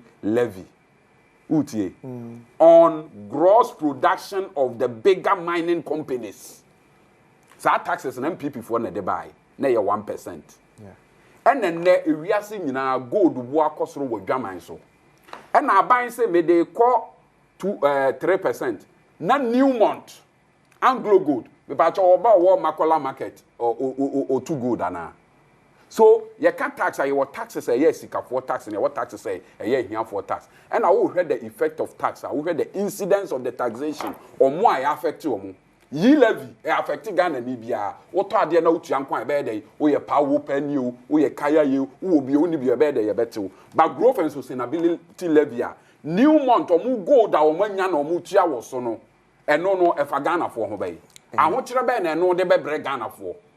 You get and no sunset close be akran say nim sa tax we no honorable boy mesress honorable nya kwanya taxes and miensa aka na o se ye dia ba no ye fa new tax dia mai tax mienu ayaye extension no eye mo na mo dia ba ya de ye dey e wo hodada into honorable on pass am foforo nka afi ma memra the meat of asem no a ba bia ye de ba bia me enra me tie mani gye ya me hu se bibi pa bi e wo ho de magana amabuno ene yewra Mahama ka se ye to abama no a enkwala ekọ university afi omo school fees ho ka nyina obefa na MPP for so oboa opese ye to abama no ene ye de 499 million ahemu a enkwala ekọ school afi nyina no omo school fees no yewra Mahama ebetua first year for no university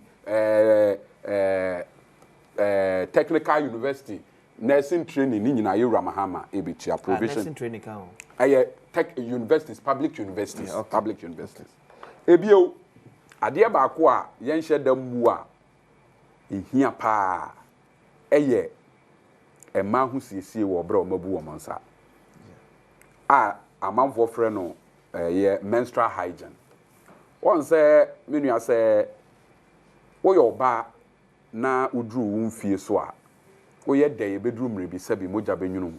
So wo sika wo de be siesie wo ho so wo ni sika wo de be siesie wo ho and ye won kwala bi won kron ketua bi nom ni ade a emire bi dro mo ntimi nko school because o ma wofuo ni sika mo de be dey mo de be to sa ade ye Mahama time na ye 2 cedis 50 pesos and na buy we dey akọ 25 cedis and taxes no pad no dey for cry 20 Ghana. Park no back 20 Ghana. Na person mama time na park near 2 cities 50 pesos. Na 2 cities 50 pesos. And omampanyina Kufuado ne baumia. Taxes mako 18 na egu so. And na ye papa John Dramani Mahama yen hyehyɛ ye twa sika to hɔ a ye de beto sanitary pads ama especially those in rural communities. Send ye beya akwa bi nkoka se sebi me bosom yaso mantimi ansiesie me huntima nko school. Me hwɛ video bi a akwala baaye bi se woni sika o de beto aduane adi na enne ne bosom eso kra gye one bema ekohia okoye hook pansa no nya sika ato amonsen e de asiesie ne ho enne saa de ni nyina ye papa John Dramani Mahama eyi afiri ho ebio ade ba akọ ye me de eye textbooks a enne ye be provide e de ama enkwala e wo basic level no omampanyina Kufuado ne Dr. Baumia e change curriculum emfie numa asemfie nsia na book ankwala de besua de ekro mo nya den omunya enne ye papa John Mahama etwa sika 564 million ye de ko to book ama ankwala e wo KG enkwala e wo primary enkwala e wo JHS ye to bi book ama no because se form anye ya esoro no entimi nya den enye ye so basic education na nko ya esoro no entimi nko ye mesra mame ebio ade ba ko a ye papa John Mahama asa ya ebe boa mantemu mpuntuo 80% of district assembly common fund as they say they call district assembly MPP unim de omo ye almost centralize ade ne wosro ha ye besi toilet kra na de ama nipa bi free nkran wo ye de okosi into the district assembly was starved of cash na mampuntu ntimi nya de nkonde sa sika we nyina ye sa de kofom to no abo when peso yaso e wo manso kwanta no say DC ni assembly members na betena say akere say contractor we be ye manso abotan so manso antoa krom manso eye nkwanta ye hia school ha ye hia we wa ha na ye de kosi na de ye adu twam kra me de agemensa assembly members as say yes ye beti omoka mate assembly members ati den no assembly members sa katua say ya allowance so say ye de ni man say ye maame ya woni anuano no enne so obi assembly man obi ye honorable adwuma omo ye obi be wuto ba bi assembly member ne ye be frɛ no bibi koboni assembly member ne ye be frɛ no ba ne ehwe omo ye enne ye de 100 million ato nkyɛn a ye de kɔhwɛ assembly members sa assembly members adwuma ye yi a enne ma MPs kura atimi ye dey enti budget we dey eye me nwanwa say honorable say maame fa ma no say honorable say ono dey wa hu bibi papa bi ye dey wa hu bibi papa obi a wa hyeda say wada no wo de ne kɔhye nika dem kura wa hyeda say wada ne dey wa ye dey wada honorable dey o kan dey Onzo no won hyeda mpe kasa bebre honorable you be there yonko good. So, Usha, any budget at this game go among for good. Minia, budget with you, any budget, echo ye. And first come bank. Debbie, Scamuji, you know, some sort of money in a mom. Debbie, budget with you, any budget here already, ye who businesses. Scared shop businesses bottom. Out of the 291 billion Ghana cedis budget are buying action, 270 billion Ghana cedis. I bet you how a business is betting grow. How a month for a bravo betting you too. Yes. You see, Minya, budgets no see redia. Okay. Near your locations. You can say, yadi way, Ashaha, yadi way, Ashaha, yadi way, Ashaha. No credit. Yadi Ashisha Hodie. Nanso afei ena oba be ensure say obeye ye ko pesika no na say sika na obepa odibeye no eno eni hia economy na grew by 5.7% at the end of 2024 according to Ghana Statistical Service. Yes, are you good enough to raise 291 billion Ghana cedis ana ena make can say sika obe raise no. They're talking about revenue. Yeah. Revenue, I'll bet my raise. A year, a buyer office, you know, me a CD in a revenue target. Okay. So, me a CD in a revenue target. No, a CD in a revenue target, no, a man it's me here, no more be now, say, no, a buyer you can't no more be brave or peso ye. A peso ye way, a peso ye way, a peso ye way. Nebusa, who said, the revenue strategy, no, and on the same. Assurance a chese obetimi nya revenue a obetimi Eddie ayesa normal okay and no assurance in saying. Maybe we need scan different. Yes. Or say taxes swim, or say grant and so. And I mean, say 223 billion Ghana cedis. Yes, because we were just to say war deficit of about say 68 billion Ghana cedis. But or sure say or share grants a member any tax of it me or range of 223 billion Ghana cedis. We know your expectations are okay. But at the end of the day, is he going to get there? Because when this revenue, how would you support all these programs? But I say 1 pointer, me clarify 30 seconds. Hey, say, dear Minia can say, yes, President or the share the manifesto say on a Ghana for Ebeshia Ajia Drini any day. Me person me both of you. Say, look, yeah, leader. Mate. And confess say, I feel na me confess Kofinia myself.